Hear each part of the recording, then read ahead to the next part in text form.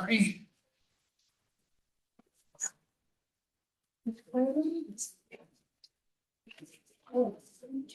And this one on.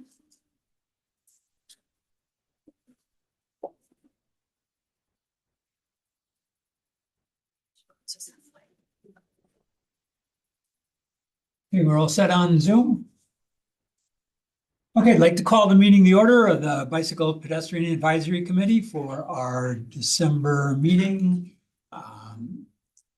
Today, 7th November. Can we have a roll call, please? Chair Barton, Present? Vice Chair Kuzma, Present. Member Stone, Present. Member Bonter, Member Hall.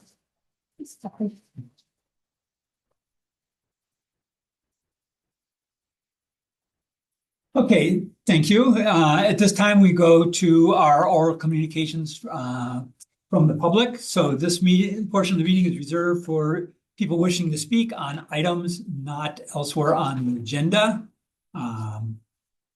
Speakers are limited to 3 minutes and can take no action on any of the issues raised at this time. So going to Zoom, any members of the public wishing to comment? No hand raised. Any members of the public in the room wishing to comment on items not on the agenda? Okay, seeing none, we'll move ahead. Okay, our next item is the consent calendar. One item on the consent calendar is the minutes from the BPAC meeting of August 27th. Earlier this year. Minutes have been attached to the agenda. Any comments from members of the public on the agenda?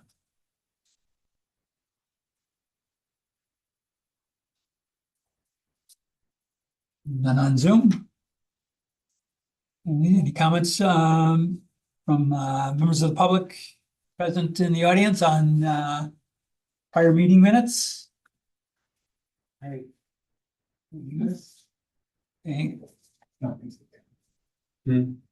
Sorry, we're on the consent calendar, right? I believe so. So we have to pull things from the consent to talk about them, right? Yes, I would say if you want to make comments. I want to pull 4.1 from the consent, I think. I'm sorry, I was just checking something and noticed it. Okay. Okay, so that's a motion to pull an item? No, I can just pull it. And then, Okay. then we have to approve it separately. Okay.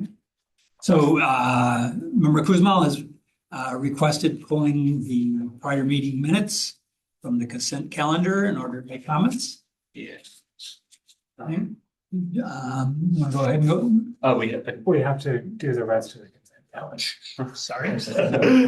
Okay. I'd like to pull 4.2. So. Okay, well then. Just All right. for comments. So. Okay, so we have 2 items being pulled. So we'll be back to the meeting minutes again. All right. Well, we have this 4.3 is on the Yeah, consent too.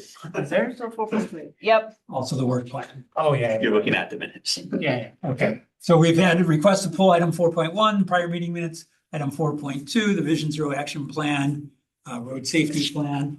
Item 4.3, fiscal year 2025-26 work plan remains on the consent calendar. Right. Okay. At this time, we call for a vote on this consent calendar, leaving only item 4.3. Member Kuzma will move that we approve the remainder of the consent, which is item 4.3, the BPAC fiscal year 2025-2026 work plan. Okay, is there a second? Second that motion. Okay, thank you for Mr. Stone from that. Second, all in favor of the consent calendar, which is item 4.3, the work plan. Unanimous. Okay. Okay, So going back to 4.1. yeah, so for 4.1, I wanted to confirm, sorry, this, I only literally just realized this and I apologize for that. On the approval of the meeting minutes, I was checking the motions again. And one person abstained from approving the meeting minutes that time because they weren't at the prior meeting. My notes said that Chair Barton abstained, and the official meeting minutes said that member Bonta abstained. And since I didn't notice this in advance, I'm not actually sure who abstained. So I believe I can comment, Mr. Member Bonte and I abstained because we were. No, I'm saying I have you as having abstained because you were absent from the prior meeting, and the meeting minutes have Serge as having abstained. So you think the names are mixed up is what you're Yeah, I think the names suggesting? got swapped. How about we will verify? Yeah, so Okay. I think, and for me, I mean, I guess the recusals, were for El Monte, right? I think one of That you was- was actually absent from the whole But- prior meeting. But Yes. Chair Barton was not there at all. Yes. I just had to recuse myself from the item. I mean, not that it matters, so. But it has Barton as the second, so I'm gonna assume you wouldn't have seconded meeting minutes and then abstained, so. My Honestly, I don't know. my notes have me making the motion and member Stone seconding. So Okay, I we will confirm. that is whatever I wrote during the meeting, which, Okay, so I guess that would be then I will, yeah, and I think the other motions looked correct. I will move that we accept item 4.1, the meeting minutes, with the addendum that staff will go back and verify the names on the approval on item 4.1, which was the approval of the prior meeting's minutes. I will second this. Okay. So that's proposed by Vice Chair Kuzma and seconded by myself. Calling for the vote, all in favor? Aye.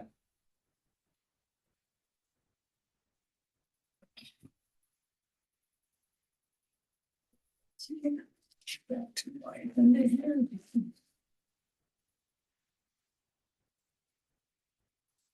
Okay, so going to the second item that was pulled from the consent calendar, item 4.2 then. The road safety plan. Do we have any comments from members of the public online?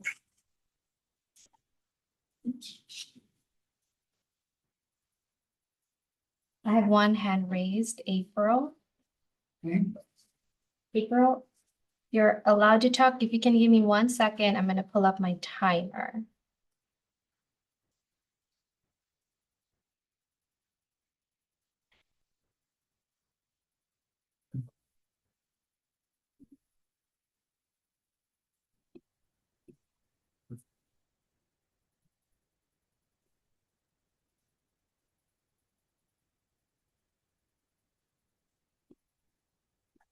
Do you see my timer, April? I do, yeah. Thank you for asking. Give me one more second. Yeah, for sure. Take your time.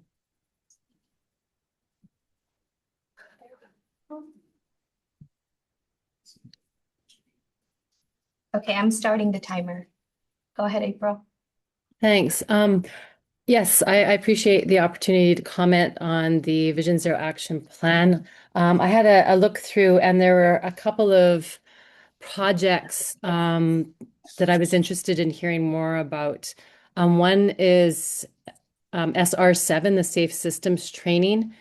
It's listed as completed. It talks about attendance at conferences like the Silicon Valley Bike Summit and some sort of peer exchange. But I noticed that it didn't list the standard training that the Institute of Transportation Engineers puts forward in partnership with the FHWA, and that's the implementing the safe system approach training and certification. It's the industry standard.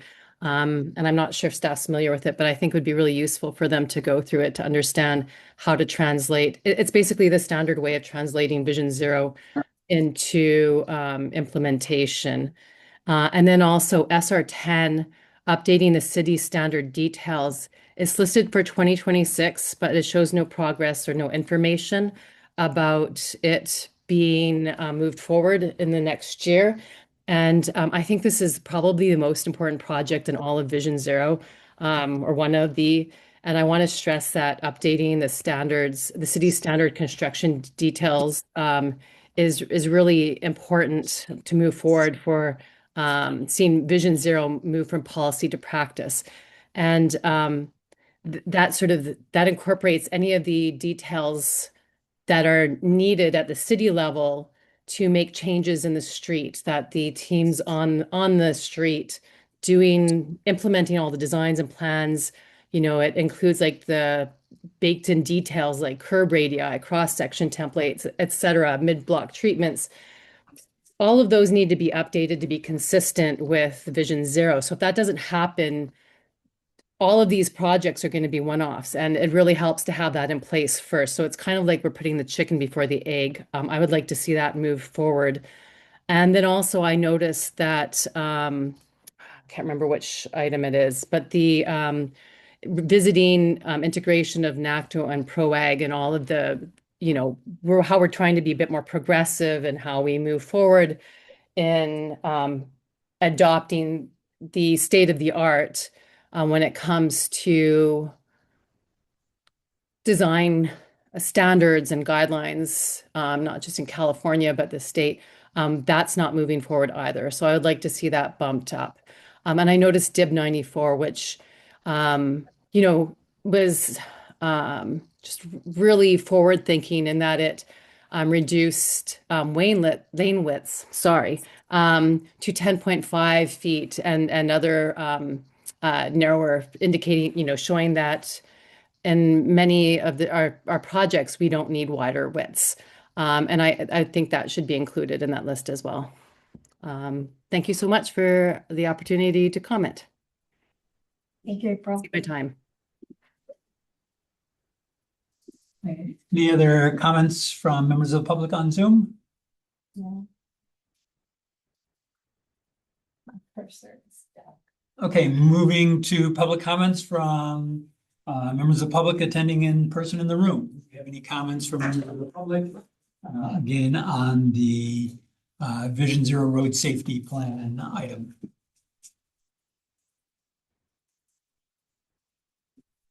Okay, seeing none, going forward to committee comments then. So I had one, but we are approving the the plan update, obviously. But I had one comment I wanted to make on one action, I guess, identified there that had to do with doing a workshop or walk tour with at the senior center, and I guess to look at the senior community. I wanted to definitely support doing this there, but I wanted to highlight its importance. First, if you look at the latest fatalities for pedestrians, they were elderly people. I think at Escuela, and I think there was an accident, more like an accident, not another injury, I guess, at Shoreline and Camino, and in both cases they were elderly people. Also, early October, I spent time in New York with my mother-in-law, who was reaching close to 90, I guess. So. And walking with her, she walked her life in New York and things like this, but walking with her was pretty illuminating. So she now works with a cane because she's, she wants to be steady and things like this. And working with her, got me to realize what she's worried about. And that's like uneven pavements. That could be, lack of lights or not great lights at night because her vision is not that great at night. It's also, whether there would be benches where she can break a walk or in parts. And so I think there is great value in doing that type of workshop to learn more about that population, because it's very important for other people to keep on walking. I think, when people stop to walk or to be able to walk, that's kind of, they're been confined at home and their health, quickly deteriorates. So just wanted to highlight the importance of this. Thank you. Thank you. Member Kuzma? Yeah, I actually wanted to follow up on the sort of questions that the member of the public raised. So on SR 9, which is the one related to NACTA standards, which has a year of 2025 listed on it, and SR 10, which is for the standard details and has next year listed, are those years the years we should expect to see those completed? Or, I mean, the 2025 one especially seems a bit optimistic if it's still to do. And maybe it's a really small item.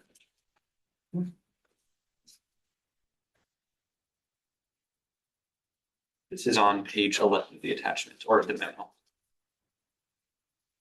Yeah, I can give a response and Allison can join in. So we do include these guidelines into our various of our projects and the plans that are coming out of transportation team, including Miramonte, ATP, and we're also going to be starting working on Ringstorf. So we do include them as part of our planning and design process. Adopt this specific strategy. We are working through in different projects, but not in this, unique Vision Zero action plan set yet. So that's why it said not started, but we do include them in our ongoing projects and planning process. I would say included, but not. There I guess are- I'm not sure how to draw the It is distinction practiced. for. It is practiced. It's not a citywide policy at this Yeah. time, but is best practice per project as we start planning and design for each project.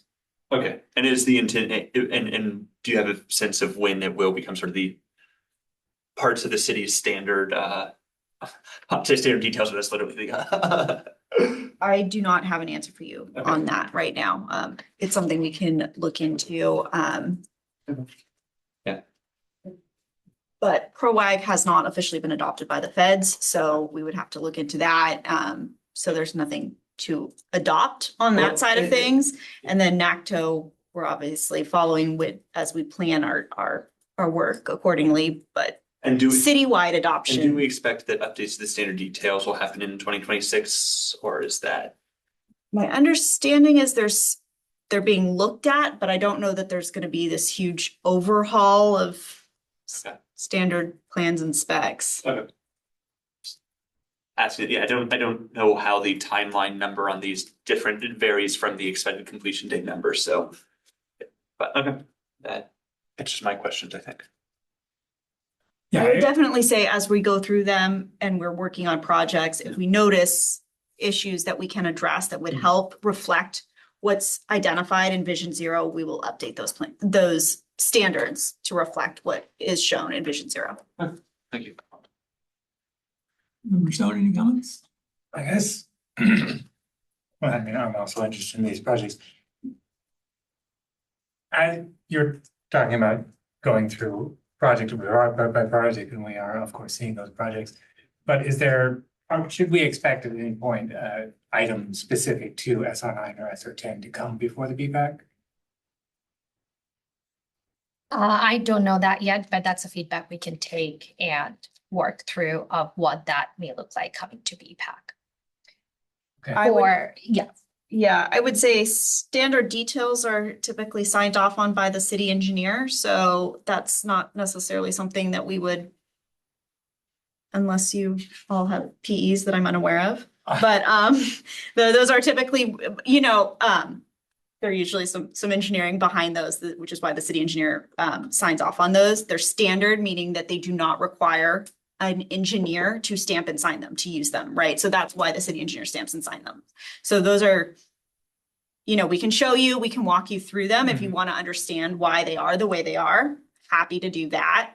But from an engineering perspective, they're going to be engineered so that they can be insured and the city is covered on all of those bases Yeah. when we go to stamp and sign those. I mean, So- yeah, I understand the importance of standards, but as things relate to Vision Zero, and if we're thinking especially we can that show it you- is specific to Vision Zero, I would Yes, be very we can interested to show, see. we can definitely explain why we're doing things and where they tie in to the Mhm. importance of our Vision Zero action plan. Yes, and why they're important and what safety aspects we're using as we move forward. And I'll just say even an informational item on that would be helpful, since just speaking from the information I have gotten from Civil Engineer Gonzalez's presentation on the pavement management program has been very valuable to providing other feedback. Yes, So. yes, the education, yes, for sure. We can do that. Okay, so yeah, I guess, since we pulled this, we endorsed the idea that we were going to adopt those standards and update the city standard details, and that's obviously not changing. We're just accepting the report, right? Yes, but I think we're all concerned that those are two that are not started. To some extent, we know the staffing issues. We can come back to those a little later, but I think want to emphasize that we'd like to see the standards. We'd like to see them be implemented so that it's the non-conformance that comes back and takes the extra effort, as opposed to the other way around. Someone has to make sure that each of these ideas is in the, being implemented in the project, even if the standard didn't say so. So I think those are both concerns. Obviously, we know, that things take time when we're understaffed, but getting the standards and that are objective and that the city, like you said, those are going to be implemented without special sign off, I think is the goal. Can I move that we receive the item 4.2, the Vision Zero Action Plan Local Road Safety Plan 2024-25 update? Please do. I'll move that. I'll second it. Okay, all in favor? Aye. Aye. Okay, so we've done 4.2. Sorry, who seconded? You guys you went from like that to. Member Stone seconded. Okay. Now that I'm trying to make sure we got it all. Pictures, I think. It's recorded. It's recorded, but it's hard to see who's talking sometimes. I think is that unless you know everyone's voices really well. And even then there's We should crosstalk. wait when we say gun part. Okay, so we're caught up on 4.1, 4.2, 4.3 now. So we're on to new business. Here. So moving on to item 6.1. I believe we have a presentation. Yes, and before the presentation, I will be recusing myself from this item since I live near the project boundaries. So I will be sitting outside. Not outside. It's Uh, raining. probably not. Thank you, Member Kozmal. We'll call you back as soon as we can clip.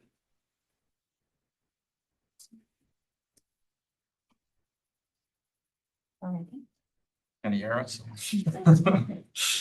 Good evening, Chair and committee members. My name is Joy Houghton, Senior Civil Engineer, joined by Robert Gonzalez, Principal Civil Engineer in Public Works. And we are here to present the Transit Center Grade Separation and Access Project or the Castro and Evelyn Interim Improvements Project and receive input on the design concept. To start with some background, grade separating Castro Street from the railroad tracks has long been a high priority for the city, aimed at improving safety for all modes of travel.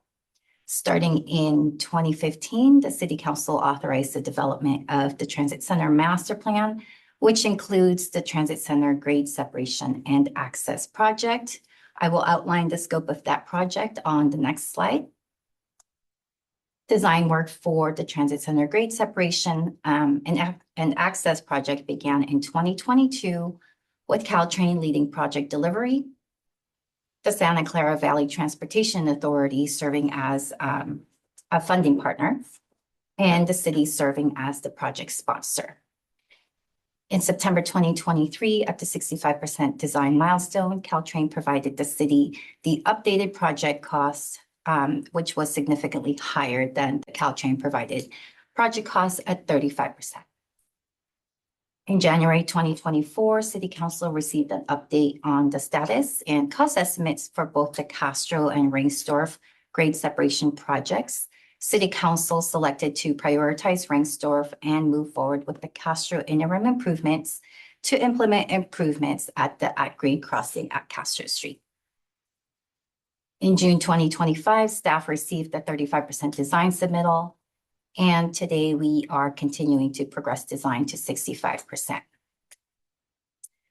Now I'd like to share some background regarding the Castro Street closure. Temporary signage and barriers remain in place to prohibit vehicle movements and queuing at the rail crossing for southbound traffic on Castro Street heading towards Evelyn Avenue. And this is to support the Castro Streets program that was implemented in June 2020 and the Castro Pedestrian Mall that was established in October of 2022. The Transit Center Grade Separation and Access Project is the first element of the Transit Center Master Plan implementation. The project proposes to eliminate the vehicle at-grade rail crossing, construct a new vehicle ramp from West Evelyn to Shoreline, a shared use path on the south side of Evelyn between Franklin Street and west side of Shoreline, and undercrossings underneath the Caltrain tracks and Central Expressway with access points at Castro, Sterling Road, and Adobe. As previously mentioned, council selected to prioritize the Rengsdorf Avenue grade separation project, recognizing that there are interim improvements that can be implemented at the rail crossing at Castro. And with council support, staff has shifted focus on the interim improvements at the Castro rail crossing with what we now refer to as the Castro and Evelyn interim improvements. Castro Street, including Evelyn Avenue crossing, is the critical gateway to downtown and the key access point to the Mountain View Transit Center. The existing crossing at Evelyn Avenue and Castro Street carries heavy pedestrian and bicyclist activity with more than 1,700 pedestrians and 800 bicyclists crossing the railroad tracks each day. The Castro and Evelyn Interim Improvements Project will remove the vehicle at grade crossing of the Caltrain tracks at Castro Street and provide a safer crossing for pedestrians and bicyclists across the rail corridor and Central Expressway, improving access to both downtown and the transit center. The proposed improvements are organized into 3 segments and will be implemented all together. Segment 1 is Evelyn Avenue between Hope Street and Bryant Street. Segment 2 is Moffett Boulevard between Central Expressway and Jackson Street. And segment 3 is the Castro Evelyn Rail Crossing. Starting with segment 1, Evelyn Avenue, east of Castro Street between Hope and Castro. The project will install a Class 2 buffered bike lane on the north side of Evelyn for westbound bicyclists, and a Class 4 separated bikeway on the south side of Evelyn for eastbound bicyclists. The bike lane improvements in this section will result in elimination of 2 parking spaces along Evelyn Avenue. In addition, the traffic signal at Evelyn and Hope intersection will be modified to accommodate the elimination of the eastbound vehicular access or traffic between Castro and Hope. Continuing on with segment 1, Evelyn at Castro. The project will install Class 2 buffered bike lane on the north side of Evelyn that transitions to a Class 3 bike route west of Castro for westbound bicyclists, and the Class 4 separated bikeway on the south side of Evelyn for eastbound bicyclists. Landscaping will be installed on the north side of Evelyn, which will include curb and gutter to restrict vehicular access and green stormwater infrastructure. And also on the west side of Castro, which will include trees and planter boxes. These landscape areas will not only serve to enhance the area, but also help channelize pedestrian traffic to use the marked crossings. The 2 pedestrian crossings on both sides of Castro will be upgraded with Americans with Disabilities Act or ADA compliant curb ramps, pedestrian crossing signage, high visibility crosswalks, and street lighting. On the westerly part of segment 1, Evelyn Avenue west of Castro, this is between Castro and Bryant. Class 3 bike route markings will be installed on the north side of Evelyn between Castro and Wild Cherry Lane for westbound bicyclists. Class 4 separate bikeway will be installed on the south side of Evelyn for eastbound bicyclists between Castro and Wild Cherry Lane. The bike lane improvements in this section will result in elimination of 10 parking spaces along Evelyn. Next is segment 2, Moffett Boulevard north of Central Expressway. For orientation, Jackson Street is on the right and Central Expressway is on the left. The project will convert a portion of the existing southbound Class 2 bike lane to a Class 4 separated bikeway utilizing the existing southbound vehicle lanes, which are currently closed due to the Castro Street closure. No changes are proposed to the northbound traffic or bicycle facilities on Moffett Boulevard north of Central Expressway.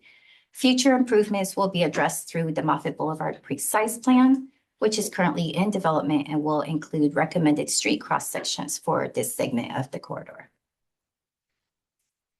Continuing on to segment 2, Moffett Boulevard at Central Expressway.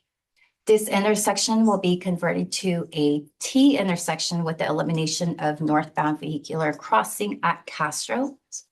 The project will modify the intersection's traffic signal to remove the rail preemption, which is a safety feature that links the railroad equipment to nearby traffic signals to clear vehicles from the tracks when a train approaches.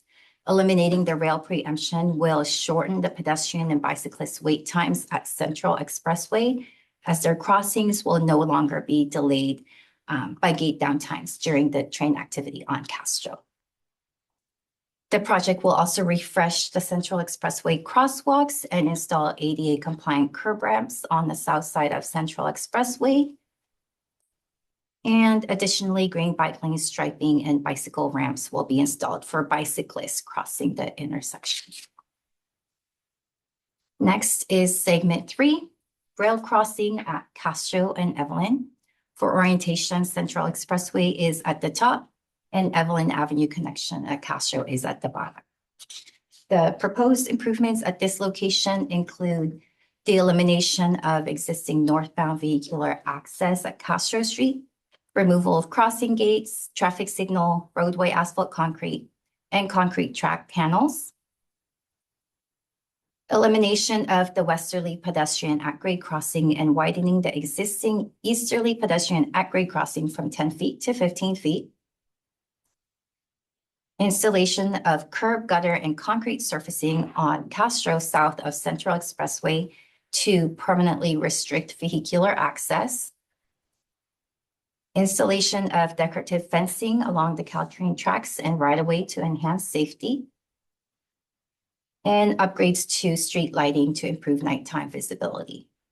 Staff is currently exploring the feasibility of adding landscaping along Central Expressway to further enhance user experience.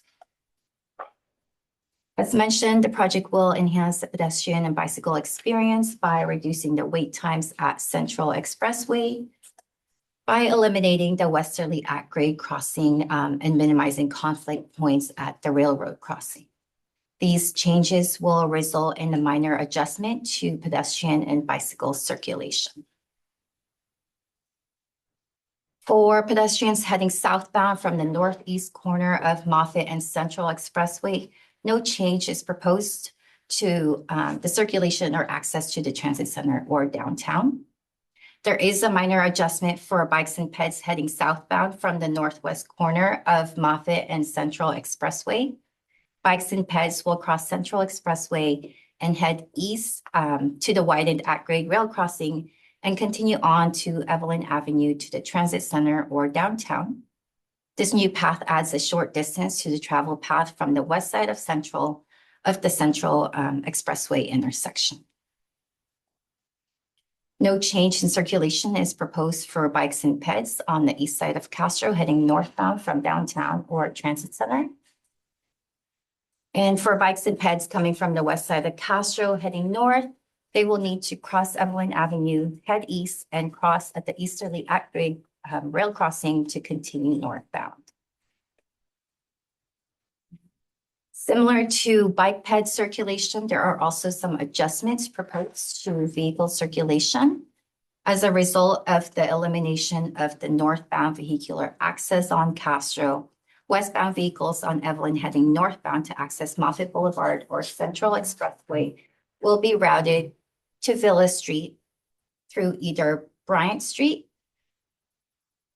or Franklin Street. From Villa Street, vehicles will use Shoreline Boulevard to connect to Central Expressway to head northbound on Moffett Boulevard. Similarly, southbound vehicles originating from the north, heading into the transit center or downtown, will continue to have access via Shoreline Boulevard, Villa Street, and Hope Street. Moving on to the project costs and next steps. The project is funded through final design utilizing the 2016 VTA Measure B funds. The project cost estimate based on the 35% design is 6.6 million, and the project has sufficient funds to construct the project when design is complete.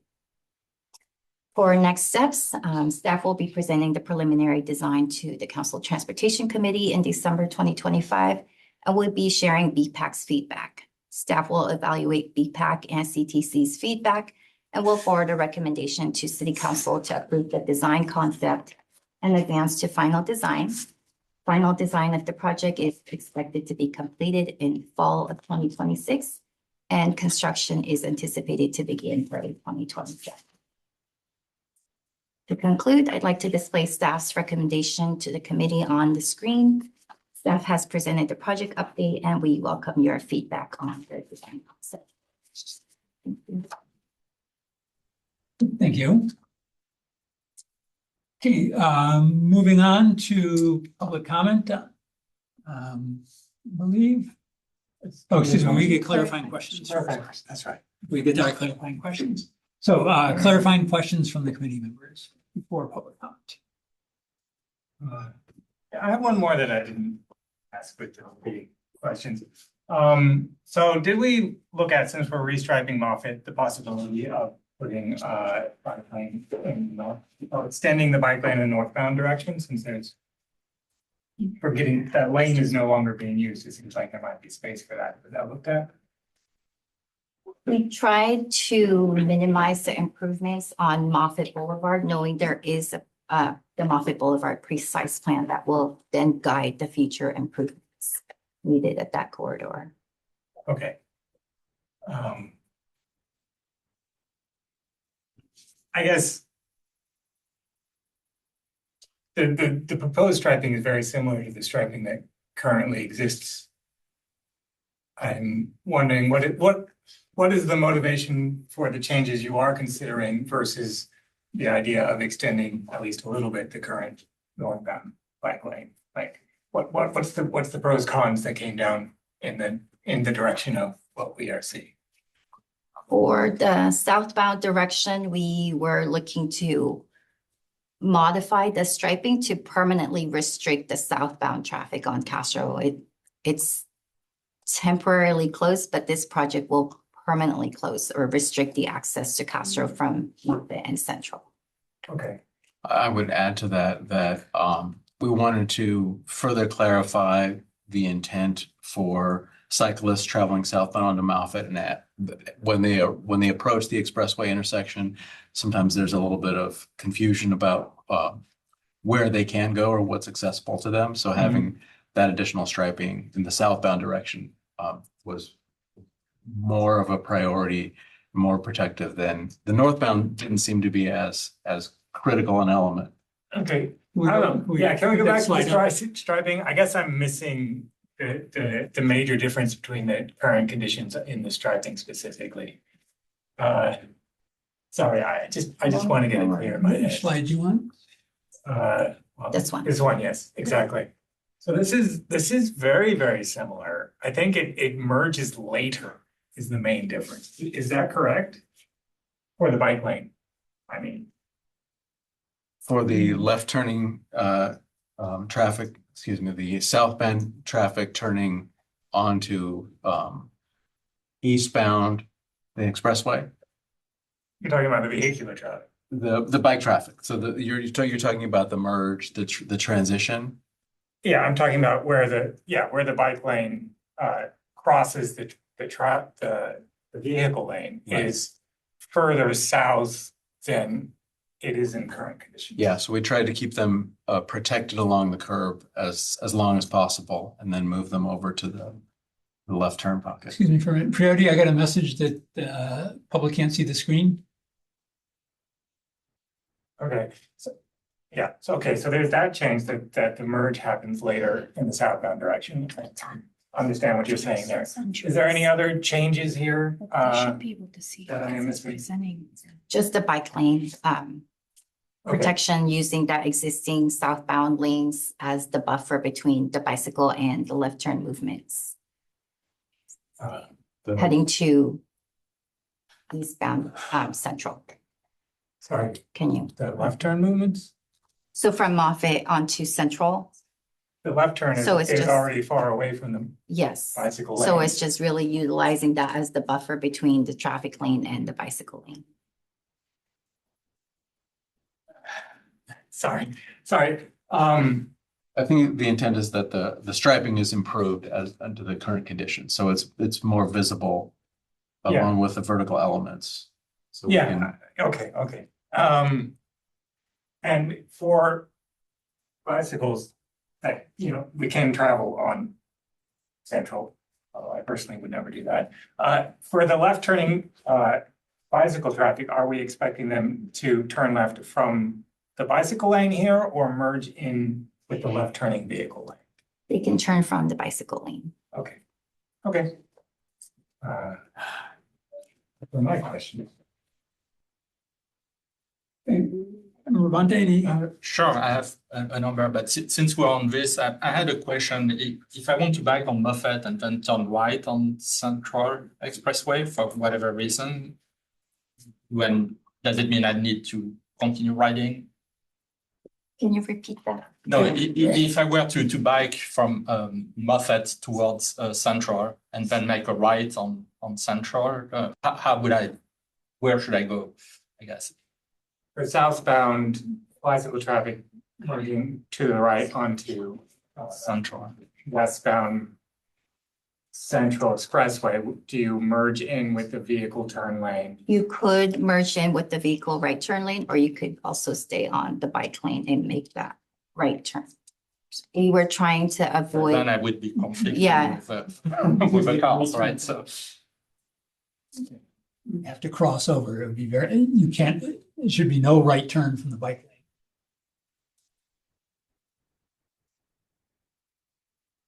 Anyway, I'm not the planning to intent do was this, but to I'm have them just make curious. that right turn from the bicycle lane to avoid that right turning movement with kind of the through traffic. Well, the through traffic is turning right as But- well, so you would have bikes on the left of cars making the right turn lane, which would be, I don't know if it's legal, but it would certainly be very dangerous. So you basically have kind of two right turn lanes. So it would be from the right turn lane Yeah, so the share roads would extend Okay. with the right turn lane. So to the extent. that's, yeah, that should have been shown on the draft drawings, is that the share Oh, roads okay. would continue on the right turn lane. So this Chair Barton is correct that we would not want those cyclists moving from the bike lane and making that right turn on Central Expressway, simply because we don't have, we're trying to coordinate with Santa Clara County. Sure. But they control the intersection, so that we would need to get that feedback from them, and they're not changing that intersection for that. And honestly, there are not too many people biking on Central. So that's, You see them, yeah, but I mean, it's not the majority. right? I'm there. Anyway. I've never seen anyone turn right off the bike lanes on Central when I cross it. Next one. You said you hadn't. Oh, sure, I had more questions, so hang on one second. So I asked a bunch already in the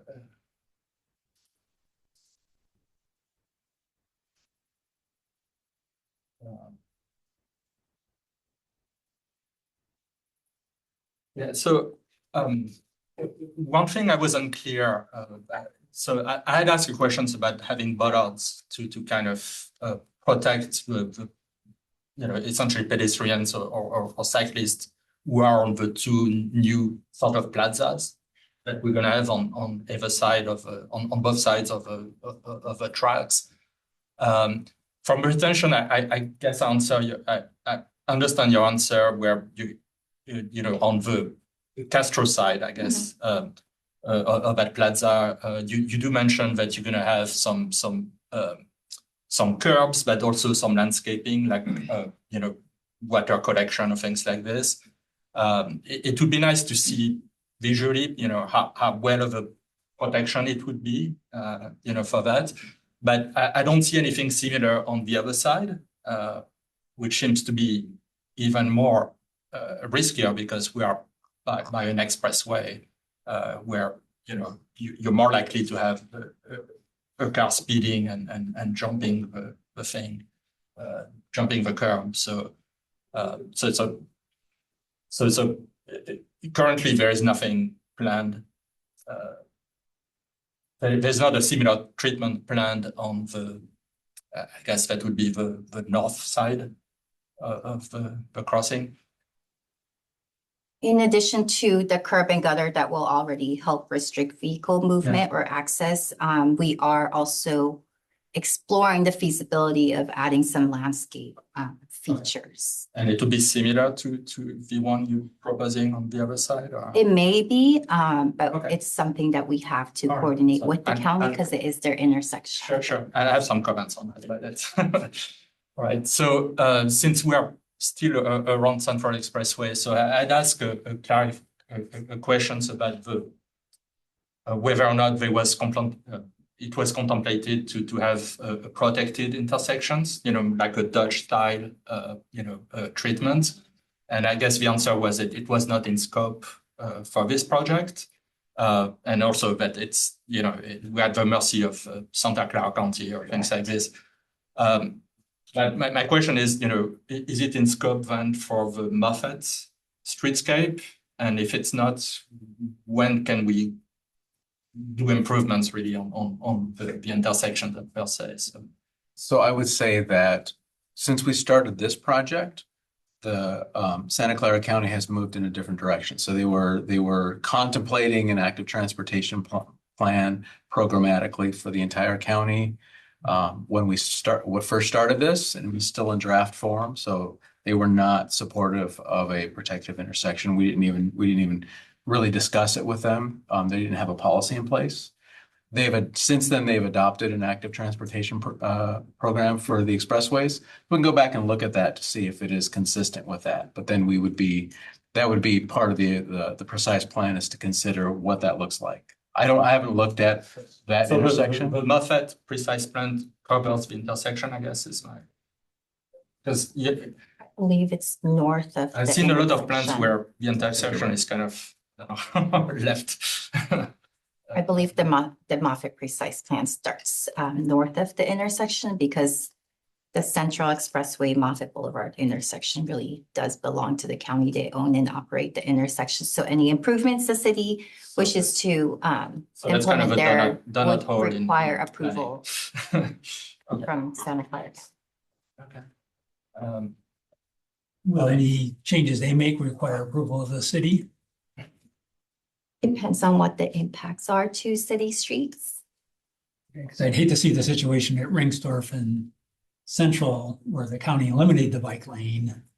And they added the car lane and eliminated the bike lane. It's a very dangerous intersection. And so, I'm not sure if they can trump us all the time or how that happened, but.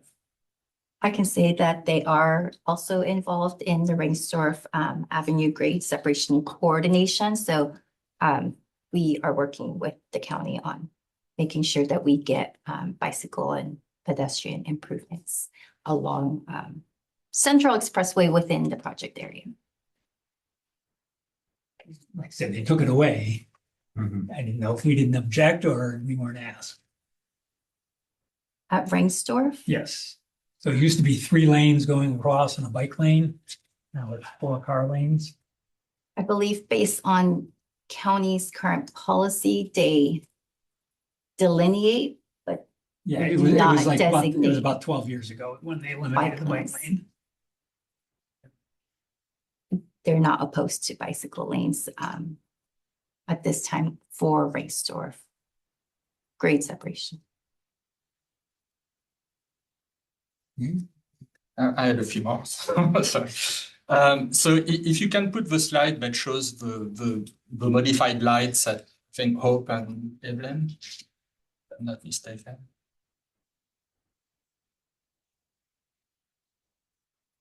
Yeah. So I guess from what you presented, the idea is that we won't have, I mean, very much we currently don't have, but we won't have vehicles coming, I guess, from the west, right, on Evelyn. Correct.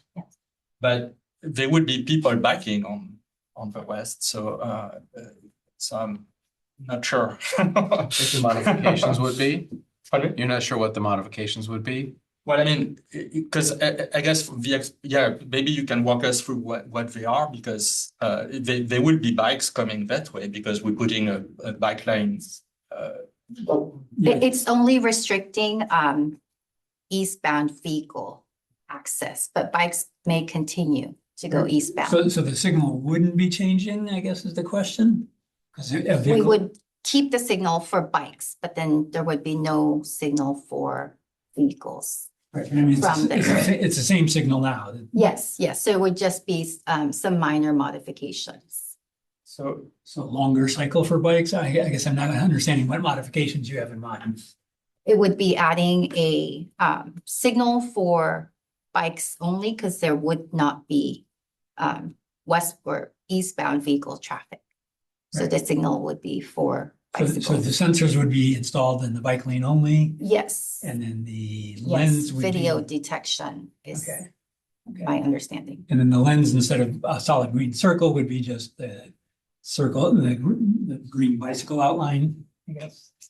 We do not have that detail yet, Okay. So but it would be to accommodate the bike movement eastbound. and just to ease my Yeah, so the my intent- worries. the- If I have a green light on Hope to make a left on Evelyn, Mhm.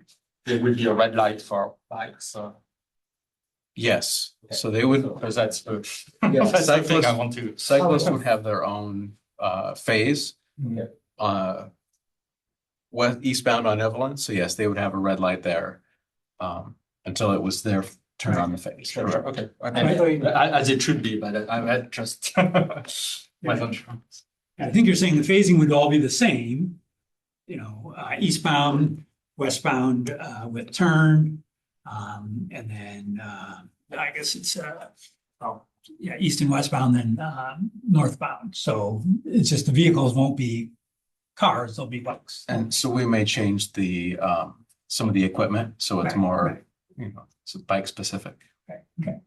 Sorry, just looking at this, has this been cleared with VTA? Because currently the stop bar is far back from there, and I assume that's for the bus turning into.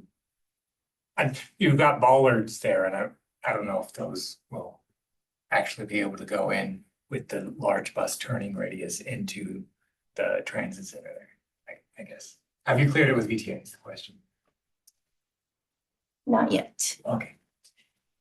but buses will be entering prior to Hope Street. Yeah, I don't think we're, that Oh, left turn No, motion, after. They would be make entering. a right after the big island. So they go correct. left and around. They go And right now, clockwise. the stop bar is very far back. And I'm assuming the reason it's that far back is to accommodate the large, like buses going in there. Are you talking about eastbound on Evelyn or on Hope? Yeah, so you can actually see the old stop bar in this design underneath the bollards halfway between Hope and the Driveway. alleyway. Got it. That's where the stop bar is, and there's that keep clear. So I had always assumed that it's that far back to accommodate the large buses. I don't know. It's, We will confirm that the buses can make that turning. Mhm.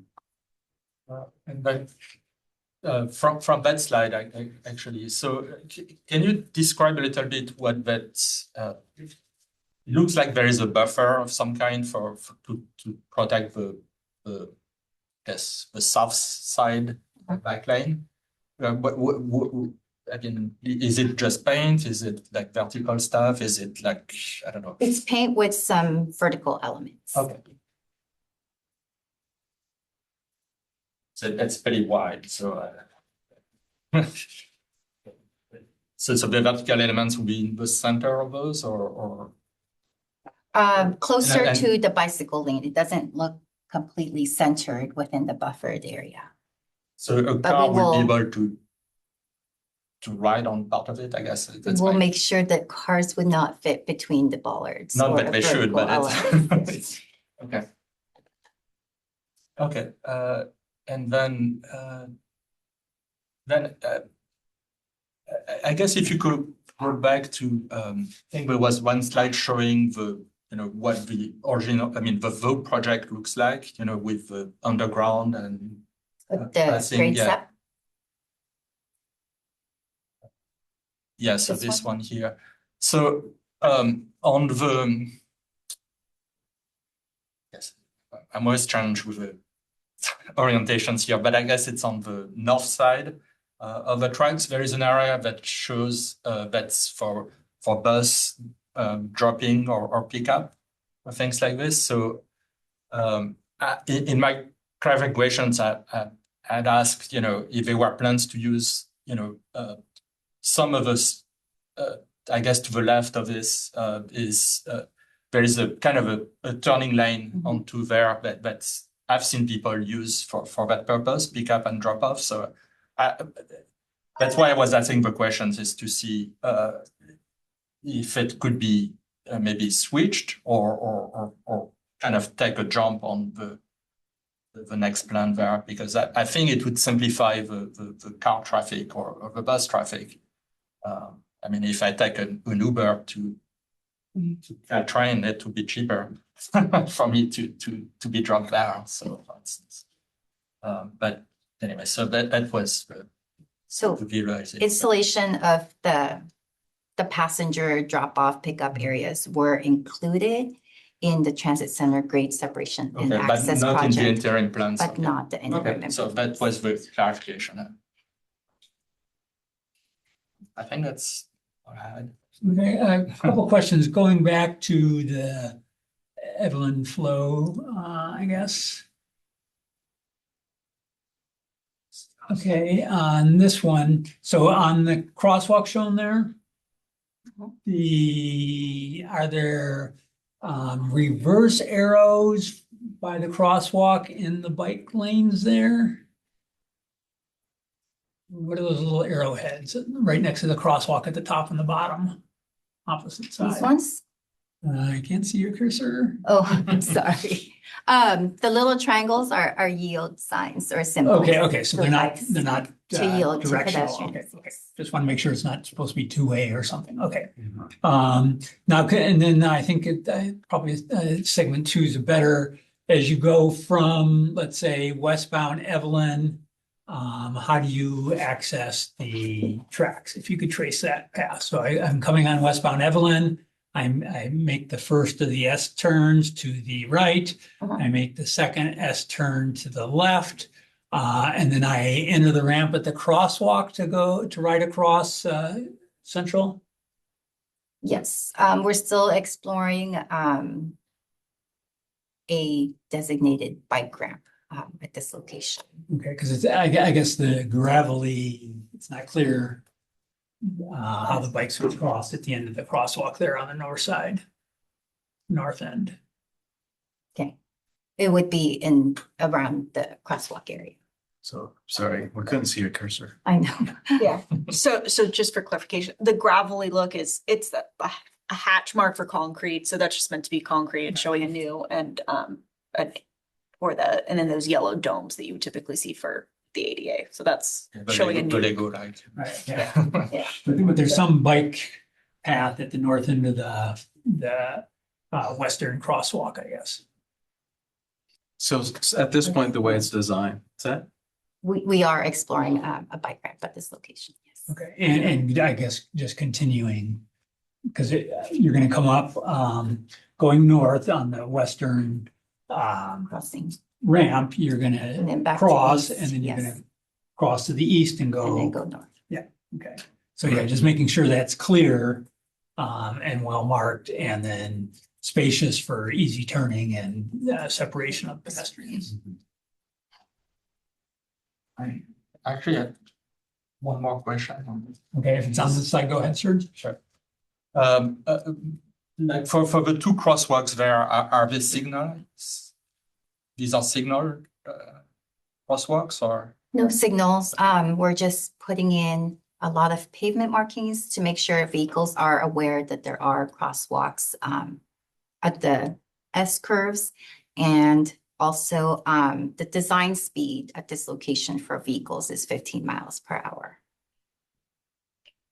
Okay, and But no, there's no pedestrians have the plans right of for way. pedestrian signals or and pedestrians will have the right of way.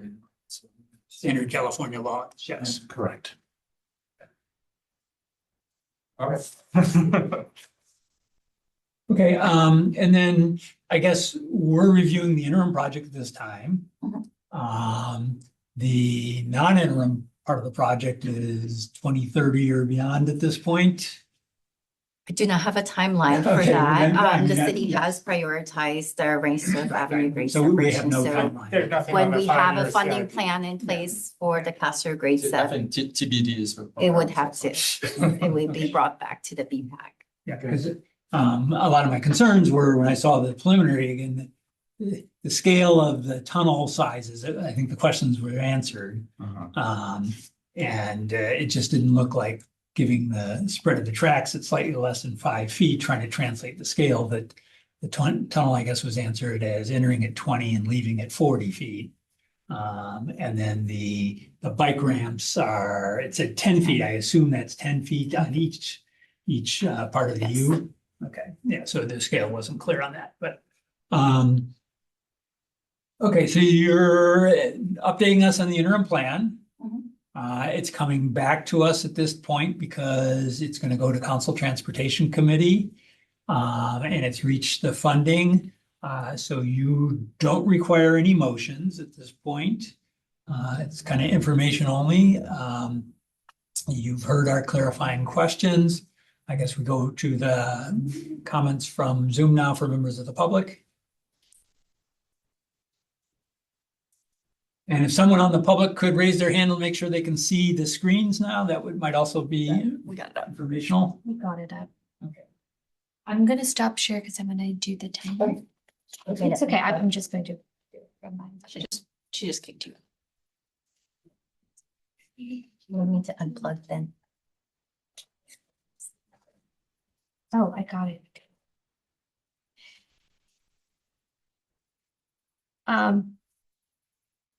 April, you're allowed to talk, so whenever you're ready. Thanks. And I just want to share, I wasn't able to see anything on any of the presentation that staff made. So I don't know if there's a way to identify that earlier next time, but I couldn't see any of the changes that were being talked about.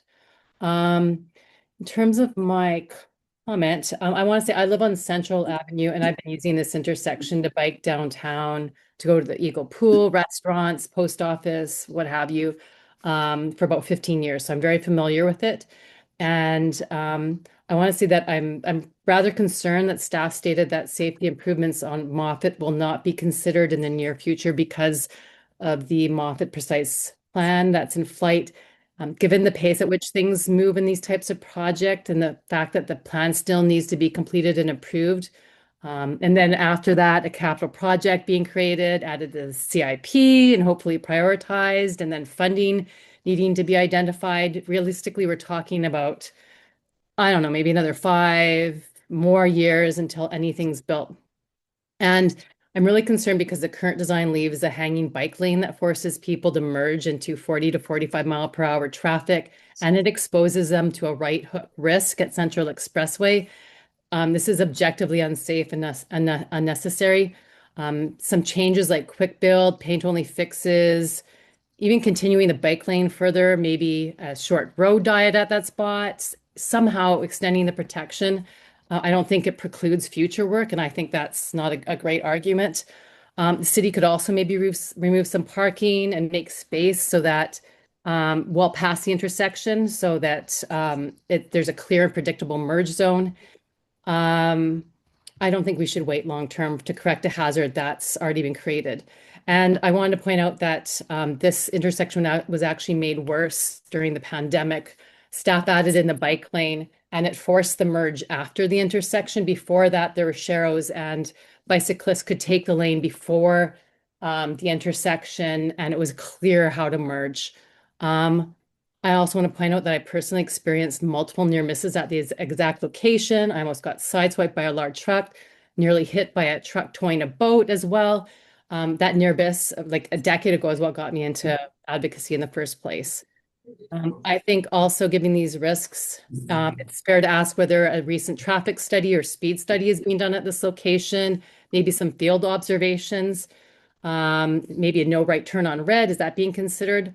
And I'd also like to request a community walkthrough of this project, given how critical it is as a gateway to our downtown, major transit hub, etc. I think this would greatly benefit. And finally, on the figures, if you could add legends that identify what the colors are, I think would help to improving the like readability. It's really hard to understand the figures right now. Thank you so much.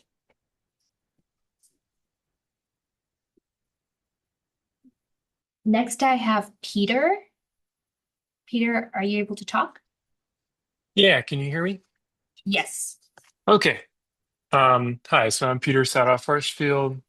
I live on Evelyn, a few blocks east of here. I bike or walk through this intersection almost every day. Right now, I'm really excited about this. I want to thank the staff and also thank the committee for the great clarifying questions. Um, right now, when I bike southbound across the tracks, there's a pretty sharp left turn to get onto Evelyn. Um, it's kind of awkward. So I guess my main point is like, I really hope that the bicycle movements, like from Steerland Road to like east on Evelyn, east, east of Castro, are smooth in both directions. It's really awkward for me to go, west on Evelyn and then up to Steerland right now. I have to do some kind of unsafe things to like cross the tracks and avoid cars through there. Um, I think on figure 9, it's kind of unclear to me how I would bike from that northwest corner of the intersection at Steerland down cross Central, cross the crossing, and then head east on Evelyn. Like that is kind of unclear. I'm afraid I would have to make some kind of sharp turns and have a lot of interactions with pedestrians. And I think one of the clarifying questions is about the kind of the reverse movement going west on Evelyn and then going up to the crossing. Like it's not super clear how that's going to work. So I really want to make sure that that's like those bicycle movements are like really smooth. Other big point I want to make is like about curb ramps. A lot of new curb ramps are just installed downtown. I'm pretty disappointed by them because they do a lot of the 45-degree thing that sends wheelchair users right out in the middle of the intersection, and then they gotta so they go down the ramp, they gotta then turn to actually go in the direction of the crosswalk. Even ones where you don't have a single 45-degree angle curb ramp, you have two that are neither of which are aligned properly with the crosswalk. So the bumps don't help blind people know what direction the crosswalk goes. So I really want to make sure that you avoid that mistake here and have the bump panels correctly aligned everywhere. Yep, that's it. Thanks. You. Okay. Next, we have Michael. Michael, are you able to talk? Yes, hello. Yes, we can hear you. Yeah, I wanted to comment on the proposed crosswalk at the S turn at Castro and Evelyn. The proposal on Figure 4 kind of shows a direct crossing that goes right towards Olympus Cafe and Bakery. That creates a kind of narrow pedestrian area that causes people to kind of make their own chicane around the seating area.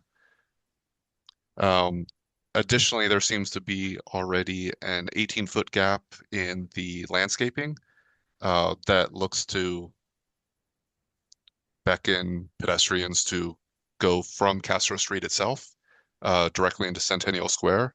That is a direction I would prefer to see developed rather than developing more walkways that push onto the sides of Castro, where I think the pedestrianization of Castro Street would benefit more from flow directly down the street rather than onto the sidewalks. That's the only comment I have for now. Thank you. And we have one more. Holger? Can you hear us? Hello, yeah, I can hear you. Yeah, it's Holger, citizen Mountain View. I appreciate this change of Evelyn into a one-way car road because I suggested that already 4 years ago in a city meeting to change. So it's a good change here happening. meeting for Castro. I don't know which meeting it was. It was a public meeting when the tunneling was discussed. And also because I'm using the crossing over Central Expressway by bike. So that's another good reason to have it, and good to see that that change is possibly happening here.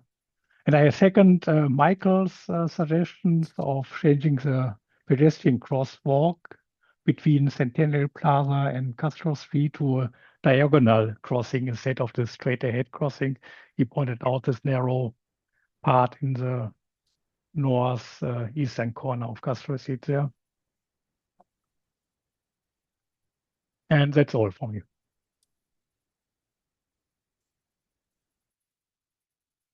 Great. That's all the folks that raised their hands on Zoom. Okay, thank you. So now we can move to members of the public here in the room. Any comments on this item? Okay, go ahead, come forward to the podium, introduce yourself, and you have 3 minutes. Yeah, so my name's Daniel Holtz. I live in Mountain View. I work in the Moffett Field area.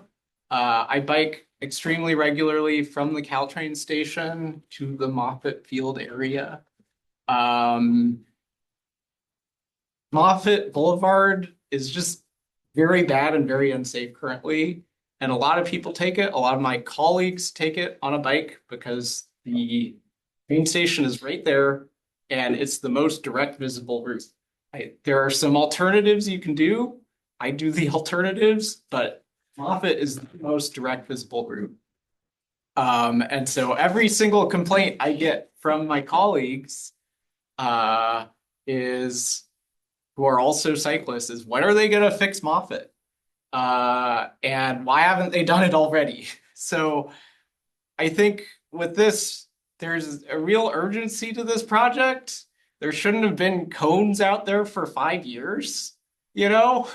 Like, as soon as we got to that state, there should have been something immediately to fix that. But also, we need to take the public consensus around the Moffett Boulevard Precise Plan that has happened in public meetings that there should be bike lanes on Moffett very seriously now when we're actually doing a part of a project that is going to feed into that. And so that's what I came here to say was we can get a bike lane southbound as well as northbound and have them be good bike lanes where you don't have to merge into cars for for seemingly no reason. So we could actually use this infrastructure. I think that's really a big priority for me.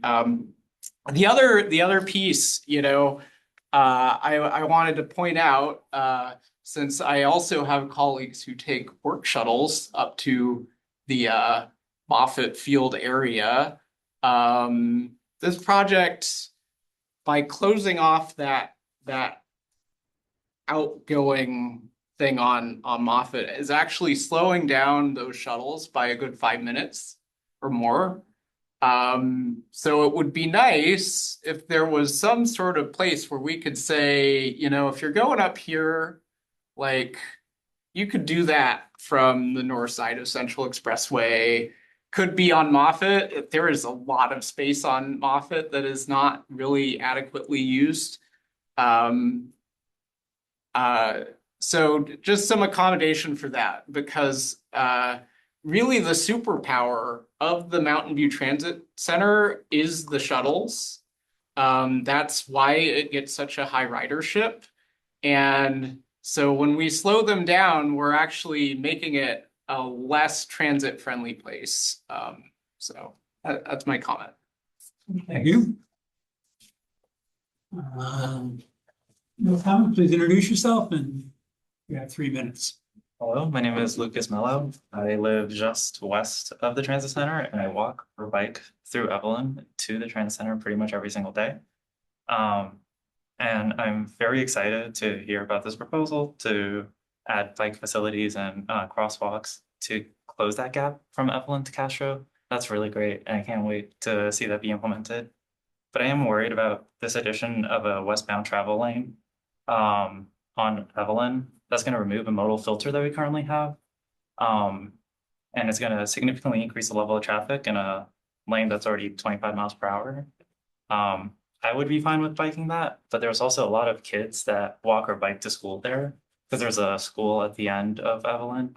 And I am just surprised that there's no better facilities there. It's a very wide section of lane. There's parallel parking, perpendicular parking, and 2 car lanes. 1 car lane's being removed and parking's being removed, and there's still not space for even like a buffered bike lane or something like that.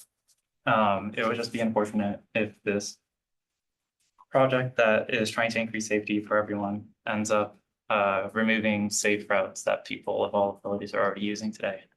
Thank you. Thank you. Any other members of the public wishing to comment in the room? Thank you. Moving forward to any comments?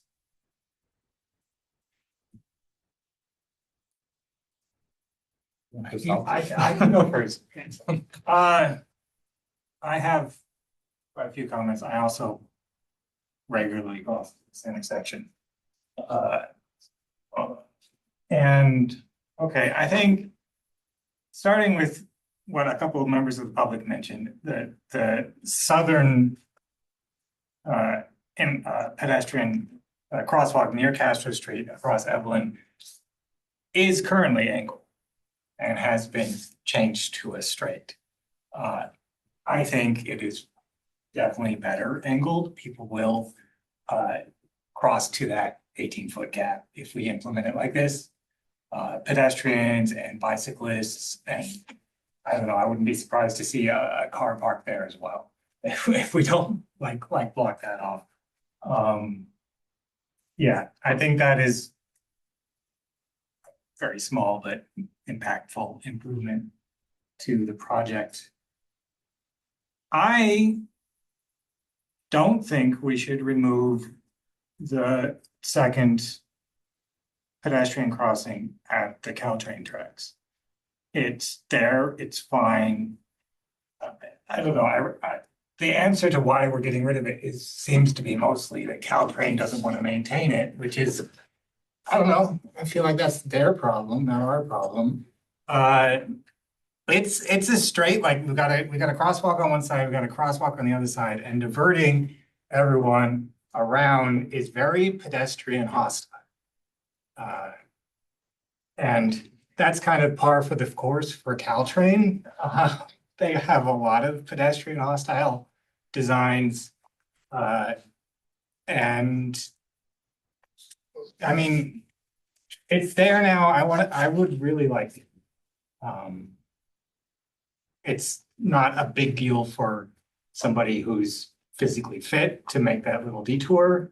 But this crossing is used by a lot of people, and not all of them are going to the transit center. There's a lot of destinations downtown. And as just mentioned, the school down the way that people might be going to. Yeah.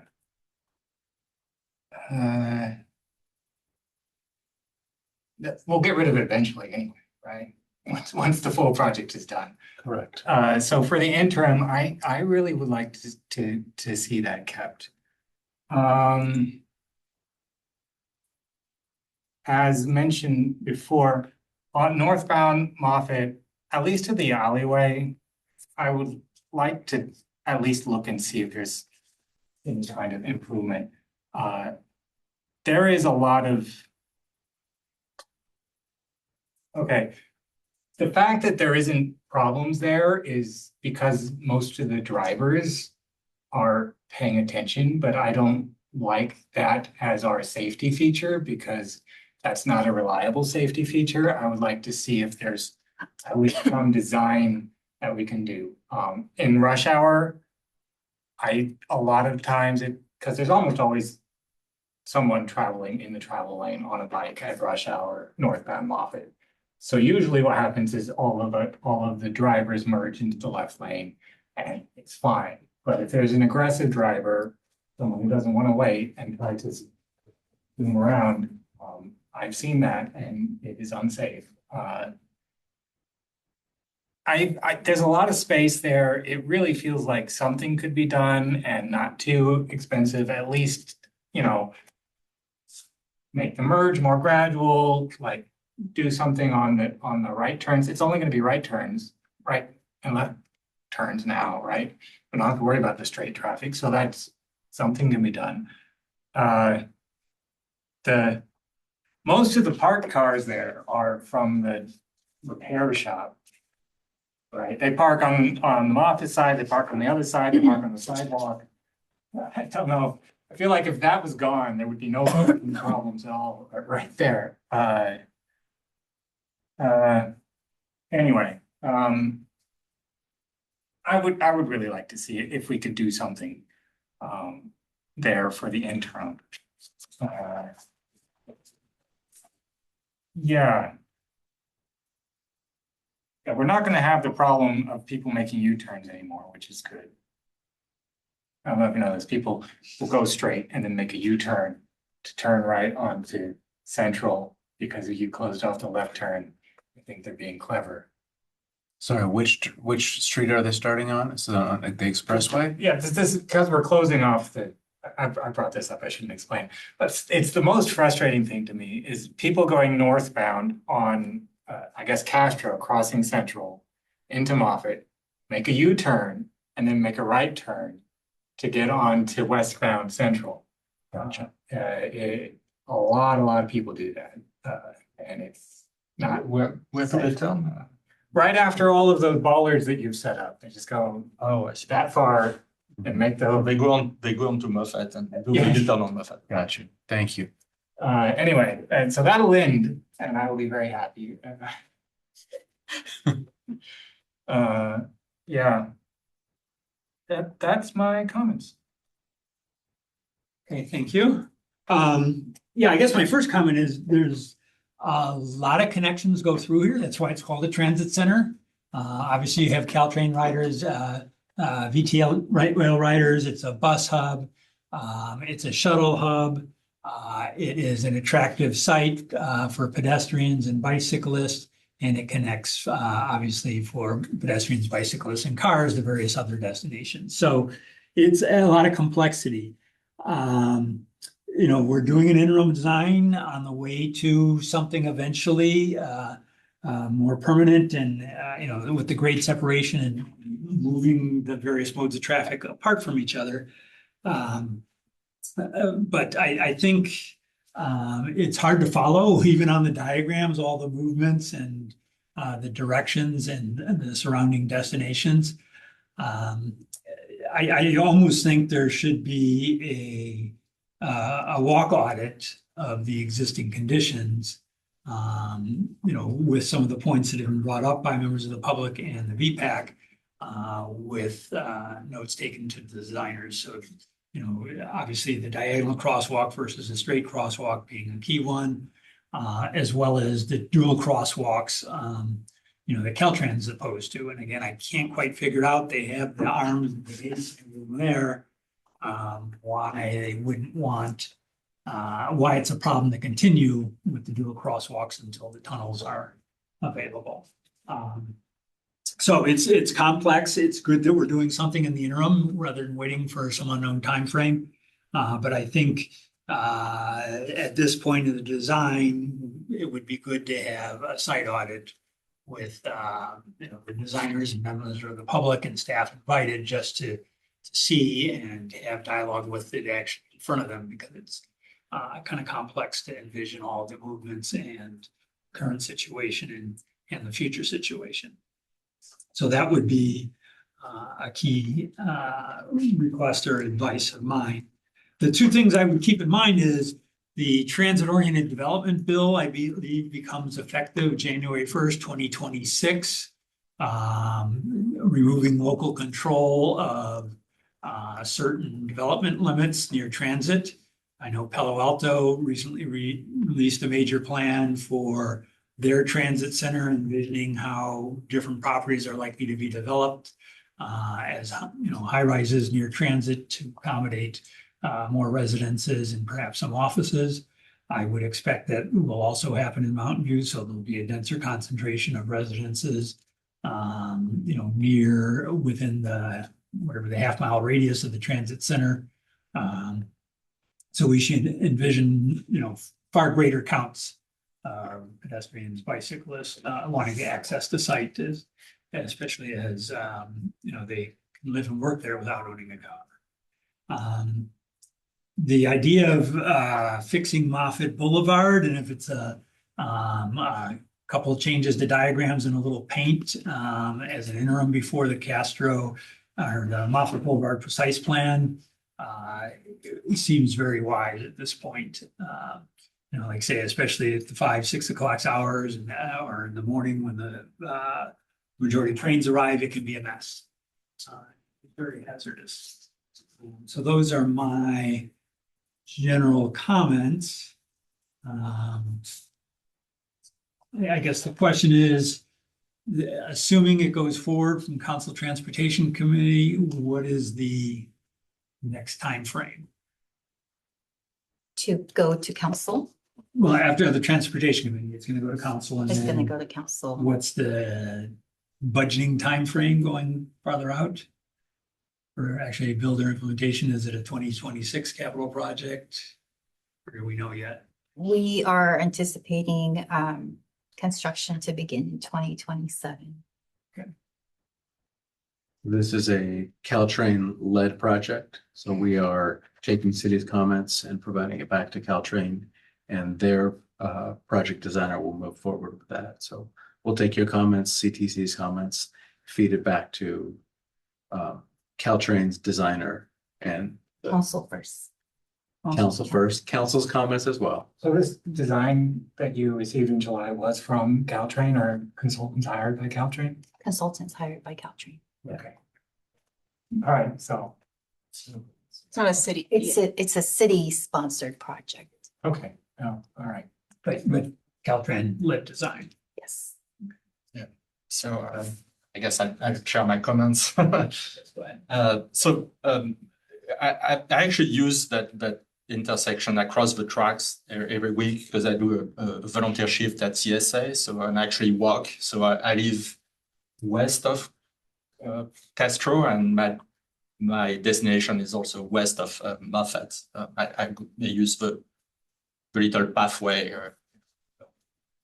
Sterling Road.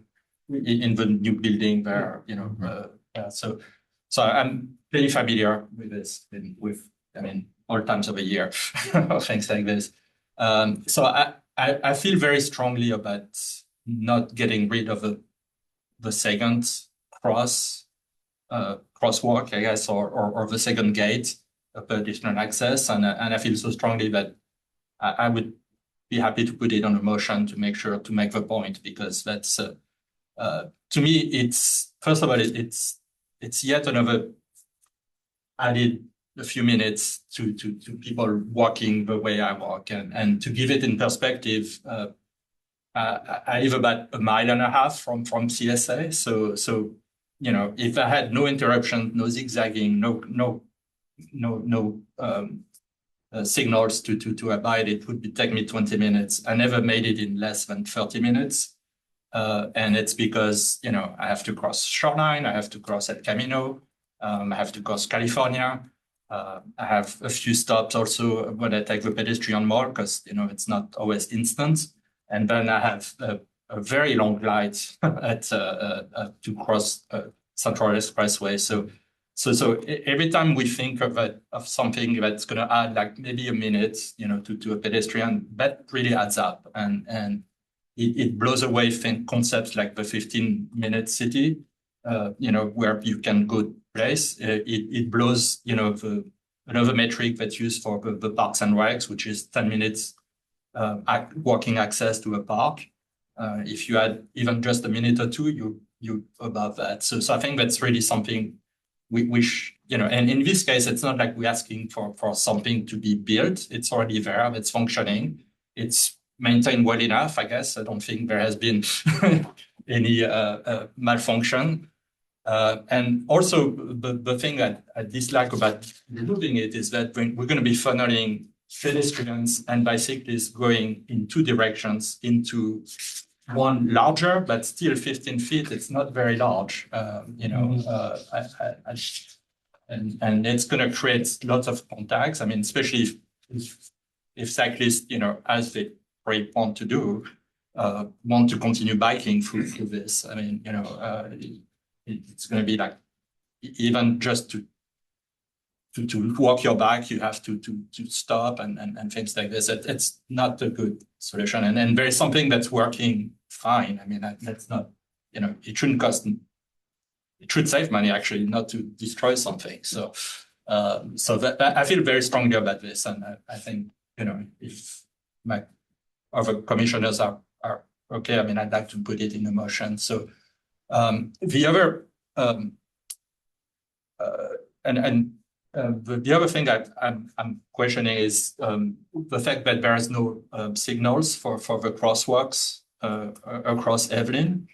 I think it's a bit dangerous, and it's also not consistent with the way we're handling the pedestrian mall. The pedestrian mall, you know, when you walk there, pedestrians, you know, and that's a mall, but we have to press a button to get a right to walk, and it's a bit inconsistent if it's not the same system when the same process, if you will, when you cross Evelyn. And then I also I don't know. I think it would be nice to have a crosswalk that's really aligned with the pedestrian mall, and we could make it wider. We could maybe even make it like a scramble, which would make council member Fix happy. But that's the kind of things. But preferably with some sort of a signal to do this, because as much as, you know, the law is on the pedestrian side, but the tonnage is on the on the shuttles and the Waymos and things like this. That, you know, this is a transit center, so people are in a hurry to get to work or things like this. I'm concerned that people will not yield or things like this. So if there is a way to put some lights and maybe consolidate the two crosswalks into one and align it with Castro, that would be a better solution. But at least some sort of signal to be consistent with the rest of the mall, and to ensure that people will stop. Hopefully, stop more than if it's just that's California laws. And the first item that I had brought up is putting some sort of bollard or separations there. And it's something where, you know, I grew up in Nice, France, and in the 14th of July in 2015 or 16, sorry, a terrorist took a truck, jumped the curb at the busiest time of the year, because that's when you have the fireworks. He was stopped in 4 minutes, thanks to the police. He killed 80 plus people, and hundreds were injured. So it's, to me, that's every time I see a big construction of pedestrians and no bollards, I cannot help to think of this, and it's kind of it's unfortunate, but it's a, you know, having bollards or some ways to prevent things. And from Central Expressway, you know, it's a straight shot. I mean, for somebody with ill intention to just run through this. So that's my, I think. But I for the not getting rid of a second gate, I'd like, you know, to entertain a motion if it's agreeable. Okay, so yeah, I heard, I think from each of us, some comments or recommendations. The first thing that was clearly called for a motion was the dual crossings on the Caltrans tracks, Correct, correct? to maintain them, so. Okay, so you can go ahead and make that motion, or Isaac, you want to comment first? There was, sorry, the comment by the member of public about continuing the bike lane a little bit on Evelyn, westbound Evelyn. I guess I wanted to bring that comment before staff and give you an hint. It does seem to me there's a lot of space there, especially as we're moving those parking lots. And if we leave that space unoccupied, people will park there. So it seems like an easy win. You get it more bike lane and you discourage it from parking. But could you comment to that? Like, was it looked at or thought about? This is westbound Evelyn, west. Between Castro and Wild Cherry, where we're removing the parking lot or the parking spaces.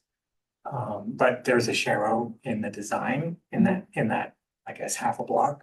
If it would be feasible to just, there's obviously space because we're getting rid of the parking spots, to have a bike lane there and then maybe a more clear merge lane in the second half towards Bryant. Or something along that lines. The reason why it was designed for the bicycle to have that transition closer to the crosswalk is it's what made sense for us to transition at that area rather than kind of mid-block, since we are not eliminating all of the parking, the perpendicular parking on the north side of Evelyn. Right, you will keep the parking, well, between Wild Cherry and Bryant, I'm assuming there will be. Some of the perpendicular parking may remain on the north side of Evelyn. Right, but between Wild Cherry and Castro, because it's one way, it will have to be removed, is that correct? On the south side of Evelyn, correct. Well, I mean, but on the north side, you wouldn't be able to get out legally because it's a one-lane road, or you wouldn't be able to get in. We may convert some of them to diagonal parking. That would still be, I guess you could get in and then you'd have to For go the out westbound the other traffic. direction. It just seems like you're encouraging people to drive against traffic by keeping the parking. How many spaces is that? Like 8 maybe spaces? I don't know. 8 is being generous. I guess I assumed you said some parking would be removed. I had assumed it was the north side. Some on the north side, but mostly on the south side of Evelyn. Okay. Yeah, that wasn't clear to me. So we're putting in the protected bike lane, all the parking on that side. So the it's north side proposed for parking is removal. currently Perpendicular, but we Perpendicular would turn them parking, to yes. diagonal. Oh, Yes, Because to I deter thought the- you were getting rid of it, so. Not that's what's all of them. Okay. Okay, Not at but this time. diagonal parking is more dangerous for cyclists. Well, perpendicular is not great. I mean, it's Perpendiculars aren't great, but at least the studies I've read show that angle parking is the most dangerous of parking. So we can look at further parking removal, but we know that that is controversial in any context, and there's a lot of parking demand downtown. Yeah, So we were trying to balance those two issues. We can look at transitioning to share rows further down, but that would require us rethinking those parking spaces. okay, that wasn't clear to me. I would have looked at that more closely. So it's, if you put a part of your motion, we take it back to our design team and we reconsider those elements. And we also put it in front of CTC for their awareness. Yeah. And it's also parking that would be accessible only from one direction, right? So One direction. You'd have to enter from one direction and exit from another direction. I feel like people are gonna. No, if you park there, you have You no back choice into but the go- same it's direction. one way for everyone. Yeah. right? That's Yeah, it. so you'd have to continue, like you would have to get to that legally from the transit center and then park. I just feel like people are not gonna do that. They're gonna come from like the Wild Cherry side and just kind of sneak in. I mean, realistically, that's what people will do, and it feels very dangerous. Yeah, sorry. I'm absorbing the new information. Well, what I- Again, you can, they can take that information back and they can explore. Do we know how many of those spaces, how many spaces are we talking about here? According to Google Earth, so I just looked at it, it looks like about 6 at most. Okay, The project will be removing a total of 10 on the west side of Castro. So it's a combination of those perpendicular parking as well as the on-street parking on the but side. some of those are being kept as angled parking, you are saying. Some will be converted, yes. Okay, so the 10 is all of them removed minus the ones that we're keeping or. Yeah, I'm assuming that's a total net loss. of Yes, parking. the total. So it would be, You would be losing more than 10 if you More were to than 10. remove those, correct? okay, So how many would be left? I guess You that's would the, probably be losing an additional, say 4. okay, I mean, I don't, We would have to look. we at would it. have to, I mean, this is. yeah, I understand. But I will say there's also trees right there, so I'm not sure that what you can fit in, because I'm not going to remove heritage trees. Right, no, So, Never do I really. yeah, so there's a lot of constraints in that area specifically. Yeah. That need to be evaluated. I was assuming that all of the parking was being removed in the lane, one-way section of that. And so there would be a lot of room to do more of a bicycle lane. Since that's maybe not the case, I would advocate that. I do think that would be best to just get rid of all of the parking in that half a block.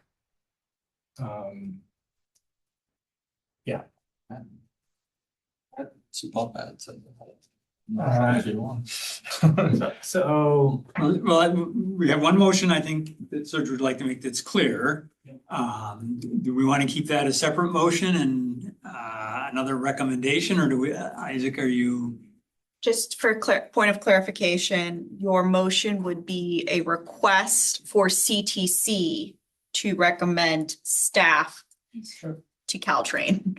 Again, all of your comments will be presented to Caltrain. I mean, yes to Caltrain, but also to CTC. okay, I'm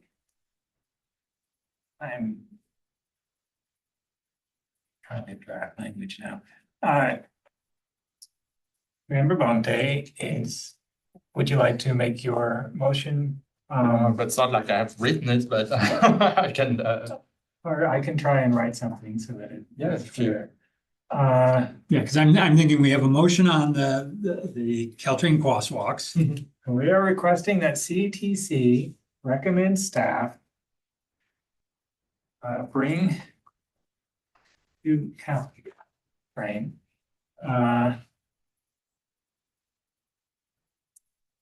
these changes. Definitely, we want to keep both pedestrian crossings. For the trucks. Yeah. Yeah, and I assume the county's not changing theirs on Central, so. Existing. Thank God.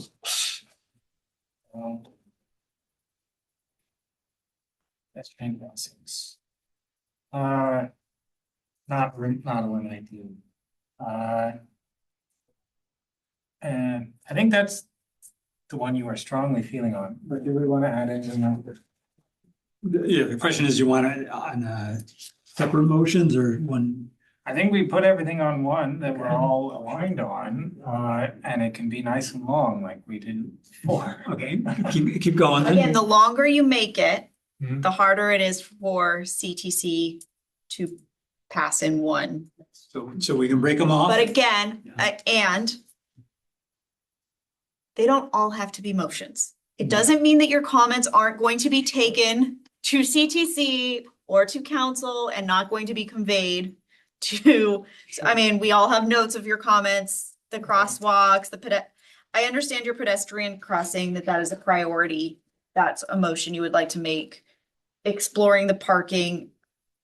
I think that that's something that would happen as the design develops. To be honest, the keeping of the two crosswalks is a change in approach. So that to me is the one, if that is truly something you would like to be explored, that is worthy of considering a motion. The rest to me would probably shake out through the design process based on conversations. I guess the other thing that might be motion worthy would be to explore the bike lanes northbound on Moffett.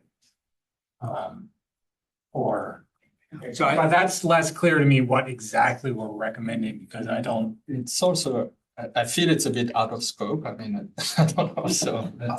I would remind the committee that we are working with Caltrain, and that the more work we do away from the rails, it's out of their jurisdiction, and it's more administrative burden on the city to go through that. So this might be an opportunity for us to look at other ways of delivering that type of project. So I'd be sitting down with the department leadership to figure out like what's the best way of delivering that. It may not be attaching it to a Caltrain project. I guess that makes sense to me. But yeah. So I think that leads us perhaps. I think with that in mind, a I think. motion directly targeted to Caltrans on the. Correct, and because we are the obstacle to that. So that's one motion. Another one is just expressing our strong concerns that they be relayed so that there's no question about what we said, because it's a motion that goes through staff to Caltrans and the CTC to Caltrans, so that it's really clear, what the statement was. And then obviously everything else comes in under discussion and concerns that were raised and be addressed by whatever group is doing the design if possible. But I think we kind of grade them into the must-have of the crosswalks. It's a straight message to Caltrans. Caltrain. Caltrans not here, but Not just as receptive, but our concerns and issues that we want to put on the table, that people can say, no, on the CTC, we are or are not concerned about the same things. And then finally, just summarize what we have discussed that is not in a motion that should be conveyed. Okay, so or start with the crossings. the motion requests that CTT recommend staff ask Caltrain to keep both existing pedestrian crossings of the tracks.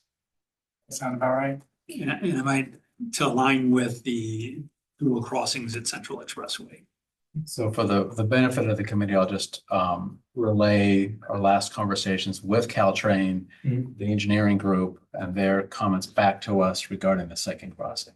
They looked at this as an opportunity to consolidate Mhm. and further, not just simplify, but further make the crossing safer. So their vision systematically is whenever there's an opportunity to eliminate a crossing or a duplicate crossing, they're going to pursue that. So that was their communication back to us. We were clear that from a community standpoint, we were expecting that this would play out just as it is. We wanted the pedestrians, and it would be beneficial to have to, from their perspective, from a systematic rail perspective, their vision is the fewer crossings, the better. Yes. I understand their perspective, and I'm wanting the city to push back as much as they are able Yeah, to. but that's very much the community pushback that we were expecting. Understood. Thank you. Yeah, I mean, unless they fence the middle. They would. They would fence it. People do hop the fences, so. So I think our motion is still clear. We want to give the city ammunition to say it came before us. It was a strong concern and there was a motion to keep both. If it dies at some point, it dies, but I think we're clear. We want to make the statement. That's our request. So I have request CTC have staff convey community desire to keep both pedestrian crossings. Is that? That works for me. Okay, so is there, So I made that motion, I guess. Barry just made the motion. I will second the motion. okay, calling for a vote. All in favor? Aye. Got that down? Mhm. Thumbs up. Okay, so I think the second motion would be the concerns we feel strongly enough to include in a motion. That the CTC can then discuss directly and vote on as far as I guess if I don't know if we need to make another motion, but if we were gonna make one, it would be something to what Civil Engineer Gonzalez said, consider changes to northbound Moffett separate from this project that could be delivered earlier than the full precise plan, which is several years out at this point.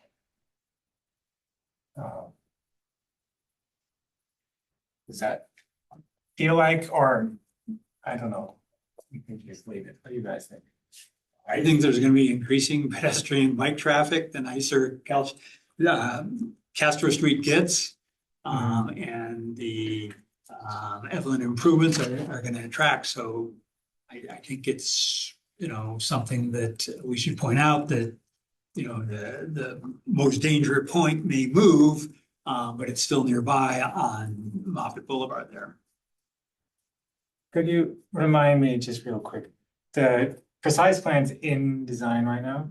Well, not yet. The precise plan is in development, so it is a planning document led by community development, and that from that, once it's adopted, then it turns into projects. Yeah, it may become projects, but we don't know. Right, If or when. so any changes through that mechanism is at least 5 years out. Is that realistic? Boy, I wish I had that answer. I have not done a precise plan here. Okay. I don't think anybody at the table has done a precise plan here. 5 years is a reasonable time for it. Yeah, it probably depends on something precipitating. If there was a major development or something that said, hey, we're gonna be right for this development. But something else probably has to precipitate, referring to the The precise Moffett plan. specific plan is scheduled to be coming to BPAC in spring of next year. I think it's on our February or March TAL. Yes. So, That, again, that's the plan, and then there will be Yeah. projects coming out of the plan. yes. Yeah, we've got the plan for the north of Moffett that is coming a lot sooner than I think anything from this precise plan will come, and it would be really nice. I guess, as someone who bikes this stretch, well, I bike the southbound all the time because there's never anyone parked on that side. Never, ever, not a single time have I seen anyone parked on the southbound between Central and Middlefield. But on the northbound, there's always someone parked there. You got the repair station, and then you've got the condos on the side, Yes. which generate a lot of parking. But the traffic is very small, and it will get even smaller with this design. So it really does feel like something can be done. But I'm sidetracking again. What do we want to do? Well, for Moffat, I think it's not really in scope for this, and I Right. think if it's gonna come in May, I think it's maybe Well, a better time to do The it. site plan comes in May, February. or next spring. But if we want some actual interim improvements to come, we can ask. Yeah, but So- I mean, to me, it would be another CIP or something like Well, this. we and can- It's not We something. can take it back to the design team to see what other northbound improvements that we can make. Say from the expressway to, what's the next intersection? Is it Central on the northbound side? Yeah, Central Ave, yeah. yeah. So to see if we can make a longer merge or, I would also say we're so close to getting the precise plan. You might want to see it and then prioritize what you want to do with it rather than make a decision prior to seeing what they're recommending, kind of a cart before the horse. We're what, 3 months out from seeing what they're going to recommend. We might, at least see where they're recommending and then make a decision on. We can still look at it from the design side. Yeah. But Yeah, at this point, we're not saying they're coming in 3 years with a precise plan. It's 3 months. so the 2-lane input to Moffett is being eliminated, right? So Correct. there's only 1-lane input for a right turn and 1-lane input for a left turn now. Yeah, So the 2-lane input, yeah. The main danger is that right hook coming on from southbound. Central and northbound onto Moffett. Well, the southbound right hook, but Central northbound onto Moffett. I see. westbound, sorry, to Moffett northbound. Which, yeah, there's that little tiny bike lane, but yeah, I guess that's more, anyway. We can, you have our comments. Yes. okay, so should we summarize some of the key areas then? So the comments are clear. Or maybe we can ask, what For do you have feedback, in yeah. your notes from us? So I've got to look at the Evelyn and Castro crosswalk crossing. Diagonal, crossing. We will highlight the northbound Moffett and look at that area. You're looking forward to no U-turns on Moffett. We will also evaluate the parking on the West Cherry Castro span and just see where that as the design shakes out. We will look at doing a walk audit. Again, it's not our design team, so we'll have to explore what our options are there. And I guess I would say with city staff. Yes, If yes. Caltrains isn't willing, but hopefully Yes. Caltrain would even be willing. There's you mentioned we need to look at the development moving forward, knowing that transit development is coming within the half-mile radius of transit-oriented design. Again, look at Moffett. And then we mentioned that we are working towards construction in 2027. Everybody mentioned keeping the second pedestrian crossing, but we have a motion on that one. And then look into signals at the crossings, the new crossings being provided. Is there anything else, Joy, you wanted to add to that? Those were my main takeaways. Maybe one, but Okay. that's to have some sort of bollard or safety feature on the new plaza, if you will, that you have on Central. So. In agreement with looking at that. I think so, yeah. Yeah, and I think the other comment was, and you confirmed that the design for the north side of the crosswalk was still in process or whatever. Design. North side of which crosswalk? So the second crosswalk, the north side of the second crosswalk of Evelyn. Where you Oh, would be. okay. So And the that- bike ramp. Yeah, yeah, so Yes. that, Oh, West yeah, City. yeah. so that design area, I mean, that would be a good conversation at a walk audit to Yeah. confirm the current thinking and lay it out. But Yes. there were concerns about that. Yeah, I think in general, we could look a little more about all of the various movements, because there's a lot of movements there that aren't really clearly expressed in the design document. Yeah, That would be to help with little things, everything from the, oh, you can't make right turn from the bike lane, you have to have the sharrows on the lane near the curb. And maybe the bike lane should be labeled as a left turn because you're gonna, the crosswalk's gonna be on the left side anyway, so you should make that left turn and not assume you're going straight or whatever. So a lot of little details that a walk audit might be able to go if we had, drawings in hand while we're walking out the site. Oh, I'm sorry. And then I also have review the bus movements with the VTA. oh, yes. Yeah. If a pickup drop off for shuttles on the north side can be done in the interim, that would be, I think, really good, but I don't. Yeah, I guess one more comment. Shuttles. Okay. Yeah, the prevalence of, used to be called ride shares, but taxi services and Waymos is only likely to increase. And I don't think there's much provision within the Caltrain parking area and drop off there. I was thinking some of those removed parking might be a good Waymo stop because they're likely to stage there anyway. But I think that's a general comment for this project than any other. Where are the rideshare,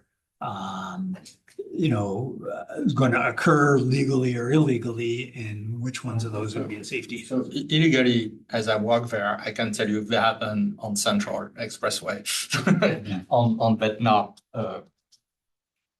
useless right turn onto things. I mean, I see it.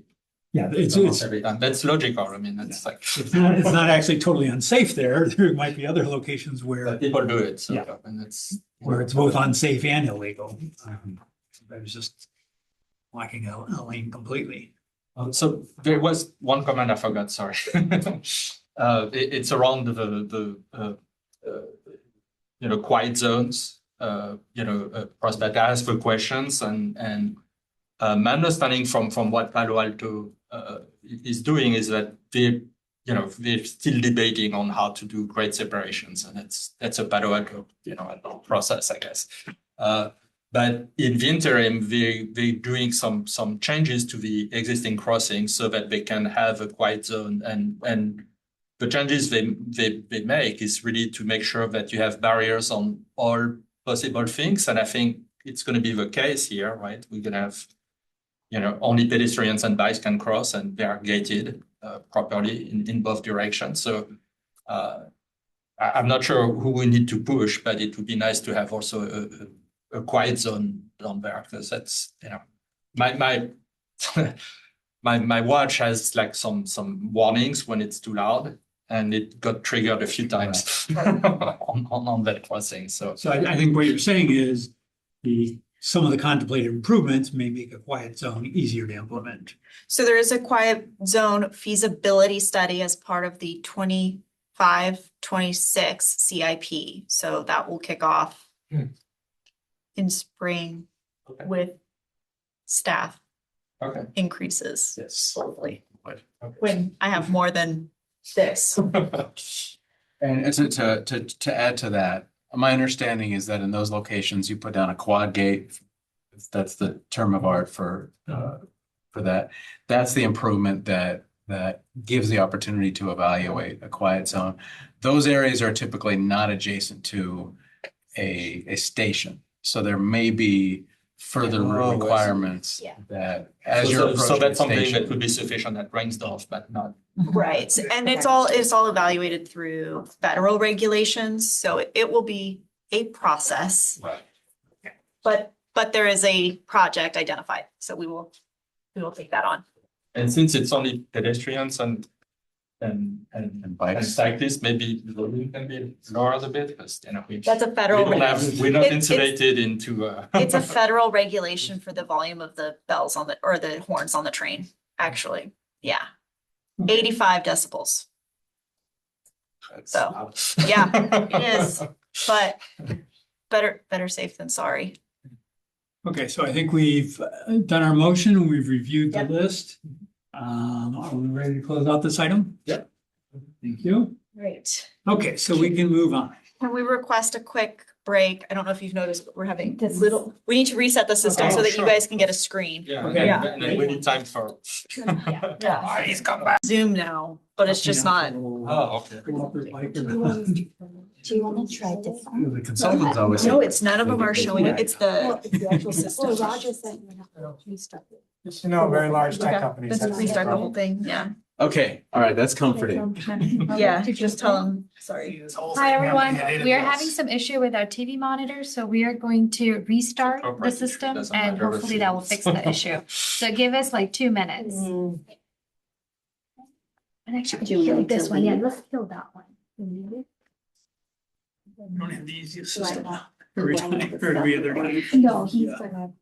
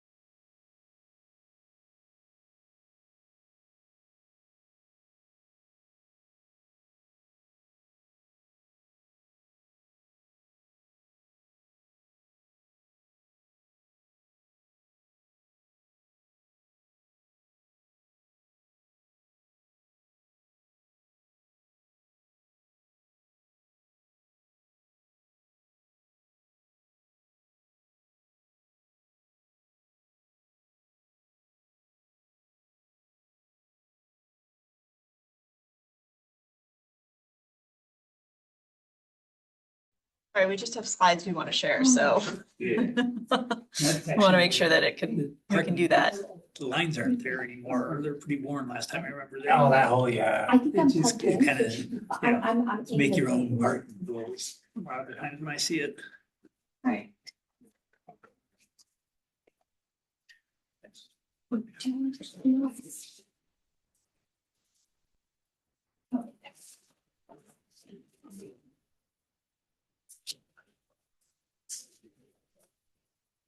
James, would you like to go first or you want us to? Let's just go to the agenda order. Like, you're saying Staff we want, right? Thanks, Jordan. I'll do it under, I can. Yeah. All right. And we're unmuted now? Okay. All right, all right.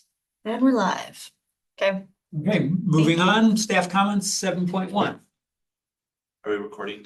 Yes, Okay. yeah. Recording, We're back. Hi, everyone. This is Priyoti Ahmed. I am acting transportation manager for this and part of next month. So I'll be providing the staff update. So this last 2 months, we had quite a few outreach events. So Monster Bash was on October, and this year we had multiple parts of Monster Bash. We had a bike ride from City Library to Rainstorf Park, and 42 bike riders joined. We also had bike repairs, about 35 bikes got repaired, and our big event was the bike rodeo, which 219 kids and youth joined. So that was a big success for Safe Routes to School and Vision Zero and all things safety. We also had community ribbon cutting that some of you joined us for the bike ride that was hosted. Caltrans had a ribbon cutting in Palo Alto. You can see the picture. And we also had Emswell Bridge ribbon cutting on November 3rd, and you can see the new bridge biking happening. Yesterday was SVBC's organized bike ride on California, and I heard 40 riders joined in, and it was a great success. And we wanted to give you a legislative update. Yeah, so I know in the past you guys have usually gotten these at the end of the year, just an update of what's coming in the next year. As I'm sure you are well aware, laws are changing fairly quickly right now. And so we're going to go over some of the ones we're watching and some of the big ones right now. And our intent is actually to start adding these to this staff updates. So you'll see them more regularly because there's a lot happening. And so the ones that we're watching, we'll start putting up here and just kind of keeping you abreast of things as we see them coming. So little different process, but same intent. Yeah, so we have 3 we wanted to highlight. The first one is AB 413 daylight law. As you have seen this in many cities started to implementing that it aims to improve visibility of roadway users to reduce collision by prohibiting parking within 20 feet from marked or unmarked pedestrian crosswalk. It's on the approaches. It does require some parking removal at relevant location if there was a parking provided. It was adopted in it's effective starting 2025 in January. The second one we have is SB 79, Abundant and Affordable Homes Near Transit Act. It ensures minimum level of multi-use zoning near transit. It only applies to high transit location, high quality transit stops. So that would include Mountain View and San Antonio Caltrain Station and VTA Orange Line stops. This also allows cities to have flexibility in implementation if they allow increased density elsewhere. The last one we are featuring today is AB 31. Sorry. Yeah. The implementation date on that one? July. Okay. I think it's July 1st, It just 2026. It just passed. Okay. Yeah. And the other one? It's already implemented. Yeah. So this one went into effect the beginning of this year. So as our projects are coming online, you'll start seeing red curbs going in. But just something to be aware of when you're parking. On the next one, the housing. Yeah. So is that, I can't remember the numbers. Is that the high rise one as well, or is that a separate one that's January? I thought it was January 1st. It can be up to 7 floors. Okay, so that's SB 79. Yes. Okay, so that's the one. Last one. For the daylighting, sorry, is it enforced now in Mountain View or? It can be if you call. I mean, it's a law, so it's. Yeah, I believe they were. I believe they started with citations. I do not know if they've moved into enforcement at this time. But it can be. And is it something where you report people? I mean, or Yes. is it more like active enforcement by We could the also bring police? that up at the. We can ask in our next I'm- conversation with Lieutenant Holt. Yeah. The last one we have AB 3177 mitigating vehicular traffic impact. This one sets lower traffic mitigation fee for eligible housing developments near major transit stops.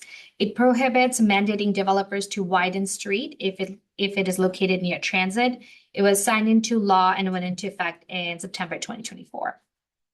And the level of transits defined there is, we know, is it only high quality stops or? Yeah.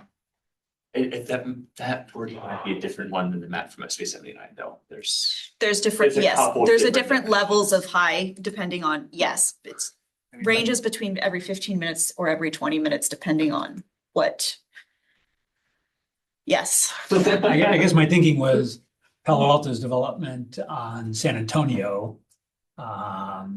And your curb width, the cross section width there doesn't allow for bike lanes in some at present.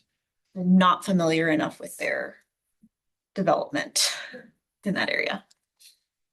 And we'll bring this up again as it kind of goes into effect and we start seeing that. So that's all I had today. Those were our staff updates. So for committee comments, we want to start with the VTA report. No, we need to Public do, comments, excuse we me. need to do, questions and comments on this one. There was no hand raised.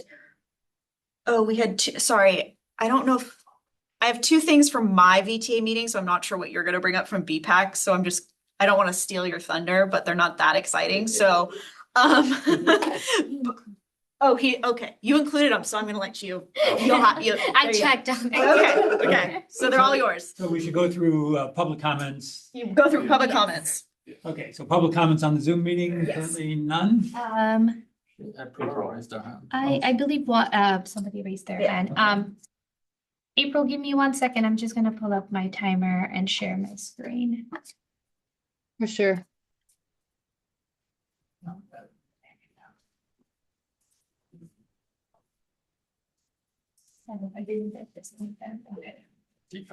Okay, April, go ahead. Hi, just a quick comment on legislation that's coming through the pipeline. Specifically, I wanted to ask about AB 413, the daylighting bill. If we could get more information about, especially in projects, when we're removing parking, how many of the parking spots that are getting removed would have been removed regardless because of the daylighting bill. So for example, on something like California Ave, X number of parking spots were removed, but we would have been removing Y of those because of the daylighting bill. And if that could just be something that's the standard that's done for each project. And maybe also just, when you're talking about these bills, what it means for the city and how that's going to be implemented. I think I don't know if it was for AB 413, but someone mentioned how is that going to be enforced. So it's nice to take it, when you talk about the legislation, what it is, but how is that going to be carried forward within the city? So taking it a step further, what it means for us. Thanks so much.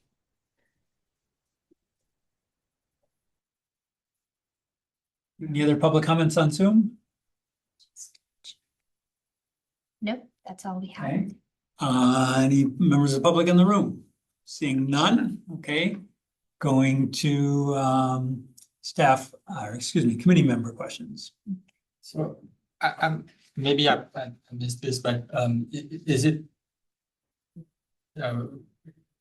possible to get an update on the active transportation plan, or is it something you plan to do later in the agenda? We are working through it right now. We just reviewed through staff a bunch of our priority projects and cut sheets. We're in the process of developing components of the plan. The intent right now is to have the plan available to come to BPAC in April of 2026. And it would be available for public review and comment around that same time. And then it would go to CTC. And it would be the final draft, or?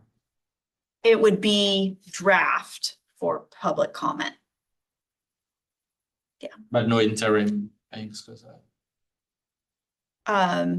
well, I think the plan was to have things around policies, for instance, or funding, before if you look at the previous work plan or agenda list. So there were a few meetings, scheduled just around now. So. I think the I understand it changes. There have been some. We'll have to go, APP we items can on go the back towel. and take a look. Yeah, and so there have been projects identified and all of that will be, the scoring criteria has identified the projects. You guys were all involved in determining the scoring criteria. So that has identified projects. And then those projects have been turned into project kind of key sheets, and that will be included in the plan. So we're in the process of reviewing those as staff and making sure that they're, meet what can, a work product that we can put out from both an engineering and planning and all those sides of things. and consistency. So there will be 20 of those. So those will be the top scored projects. And then all of those components will be put together in the plan. So that will be available in April for review. So all of that will be done at that time. Okay. You were asking about the policy specifically. Well, I don't recall exactly the things, but I thought it was one topic, like, you know, like what policies would be there. And I think there was also something scheduled around funding, a funding plan. Funding? I don't remember the funding one. I don't know what funding would you be in an strategy? ATC. Funding There strategy were or a couple something. items on the ATA. Can't recall how specifically they had been talked about as tentative agenda items. I don't Yeah. recall funding one in particular, other than that may have just been a referencing to the project list potentially in general. Yeah. Yeah, but the draft that will be up for review in April will include information about the policy plans or no? It will be everything. Okay. Yes. Everything will be up for review at that time. Yes. Okay, any other comments? Actually, I should clear, not related to the ATP. Should we expect any updates from Ask MV tickets or the such? And I know Brandon would do particularly thorough reviews of those, I'm but going to be completely honest. We're looking at my staff right now. yeah. Ben is not because Ben is Oh, doing no. his Asian excursion for this month, so I'm really down staff. Yeah. So give us a little bit of time to try and right now I'm prioritizing the big projects that I need The to expectation get for out. those to come back someday. They not- will, and Okay. they haven't completely fallen off the radar. We just honestly couldn't get it for this meeting. That, It was one of those that it wasn't the top of the list. I think that's fair.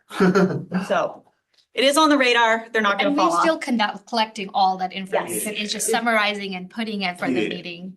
Okay. Do we go on?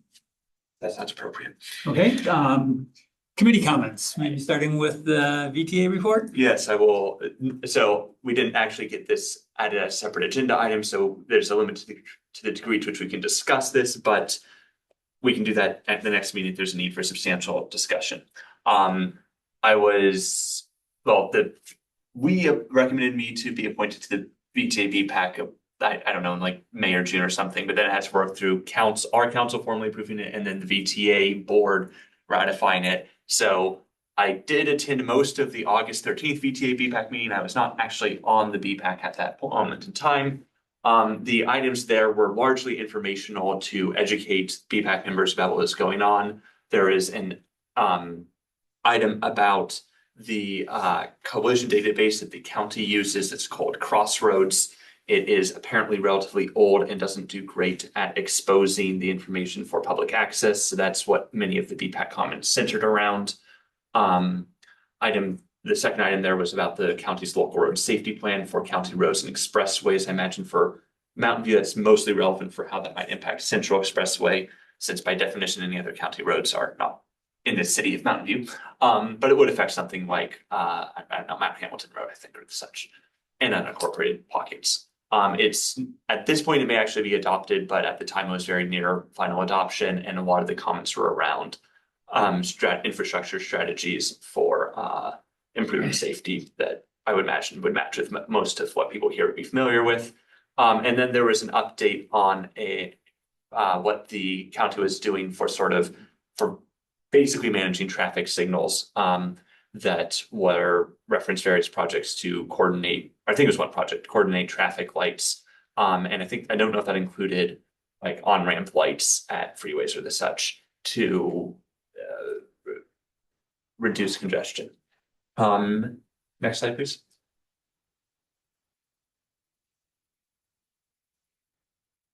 The September meeting had a bunch of items. I think I'm calling out the most relevant seeming ones. That one about the STIP funds from the state. There was some basically fund swapping going around because of actions the VTA had previously taken related to what projects were ready at what time. basically there's some funding that's going to a Bascom's Complete Streets project, which involves a major restructuring of the entire street. So it's sort of both rebuilding the street and doing complete streets improvements, which is why the price tag on that one's quite so high. And then there's also some homestead, safe routes to school improvements that correspond to some infrastructure. And actually, I don't know if that's the programs or just infrastructure. My apologies. But I believe it involves some actual infrastructure. And then the second item on that, the second major item on that agenda was doing complete streets checklists, coincidentally for those two projects. And then there was a item about VTA updating its grant scoring criteria for Measure B projects, which presumably will be things that the city can apply for this type of funding. Some of it was just cleanup, especially around things where it's like, oh, it was requiring data that not all cities had like data conveniently available for that exact window, and some stuff around making it so you could have more flexibility in what you referred to in the grant application. They took an entire section and changed the title so it didn't say equity because of the federal government, apparently. I think that's most of that for that meeting. At the October meeting, there were a couple of those items actually came back because there were minor revisions, and so they came back on the consent calendar. There's a much more involved chair-vice chair election procedure at the VTA BPAC. They create a subcommittee that figures out who to nominate and whatever. And there were some things about TOD site access for several of the light rail stations where there's TOD expected in the near to medium term. So that would involve basically generating lists of like, okay, we have these projects that we care about. And so if a developer is doing something or if VTA is funding projects, these are projects to prioritize for access to the station and to make TOD actually successful, because virtually all of those stations are also on major roads that are extremely obnoxious to cross. So things like making it easier to safely and quickly cross the roads if you're a pedestrian are desirable. And then there was an item that was educational item about how the county manages doing review of some of new projects that come in the unincorporated area, including some documents that are about 50 years old that describe how when you take agricultural land, build a housing or commercial development on it, the county requires you to like leave a certain amount of space for future arterials that are based on these ancient standards. They may update these standards. There was some discussion of updating these standards, and hopefully the not too distant future. But if you follow that URL, you will see the old standards that are still in effect. Next, please. And then the meeting last week was some information about the Super Bowl impacts, which mostly affects the San Tomas Trail and for a couple weeks, and VTA Light Rail Service day of. And presumably some more impacts will occur during the World Cup. And Clipper 2.0 will start rolling out next month, which is the thing that allows tap to pay with credit cards. It also includes some other benefits. I think it involves better transfer discounts if you're going between like bus and train systems. There's a consent item about the congestion management program, which is a massive document that the VTA is required by state law to maintain. It is interesting in that state law still requires that document to have targets related to vehicle level of service rather than VMT, which involves a bunch of ways that basically they are trying to set their criteria, manage the document in a way that doesn't force VTA to build massive amounts of lanes more so than they do currently, despite the goals being to do better VMT. There's some interesting things where cities can adopt like infill opportunity zone areas that don't know the exact requirements of, that then exempt them from some of these requirements that I know San Jose does. There was another consent item about a pilot program they had done to figure the technical feasibility of automated bike and wheelchair counting on buses to try to like provide live feeds of how many bikes or wheelchair spaces there are in a bus. That was a very small scale project. It's not clear where that will go from here because of grant funding. There's complete streets policy the VTA has that is getting minor revisions, but several committee members expressed some more significant concerns about the exceptions to the policy. And so there may, depending on what VTA staff want to do, there may be more substantial revisions to that, but most of that was around your normal, it's been a few years since we passed the policy, making some revisions. And then there's an information item from the county about their equivalent task Mountain View or the 311 system. And the one interesting thing about that was they do have a policy of making sure any tickets they receive, they forward to other agencies via their systems, because especially with the county, figuring out what jurisdiction a problem is in is difficult. I think that was all the items. Did that hit whatever things you were going to mention, Allison? Great. Hope that was a useful level of detail. Okay, thank you, James. So any other committee comments?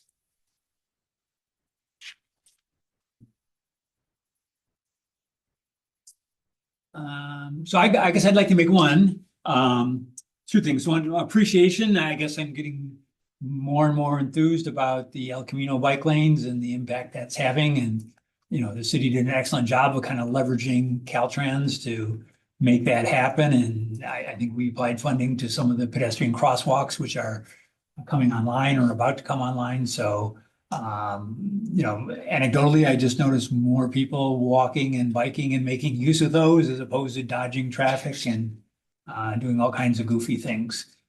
So I think that's more visible. But also in line with staff, the hiring, I guess, I think it's been a while since we had a transportation hire. Is there a role for BPAC to review job descriptions or suggest or anything that we can do to help that process? Or No, that's all through it's all posted publicly and it's through the union or the negotiating bodies through the city and our HR department. So okay, that's all I mean, set. I guess I was more thinking of just the job description and making sure that bike and pedestrian is appropriately represented with kind of the latest expectations of familiar area standards and processes. Again, the job classification is all up and on our website, and job descriptions are all done through HR and through our bargaining units. So any changes would lengthen this process. So I would don't really want to change any job descriptions at this time.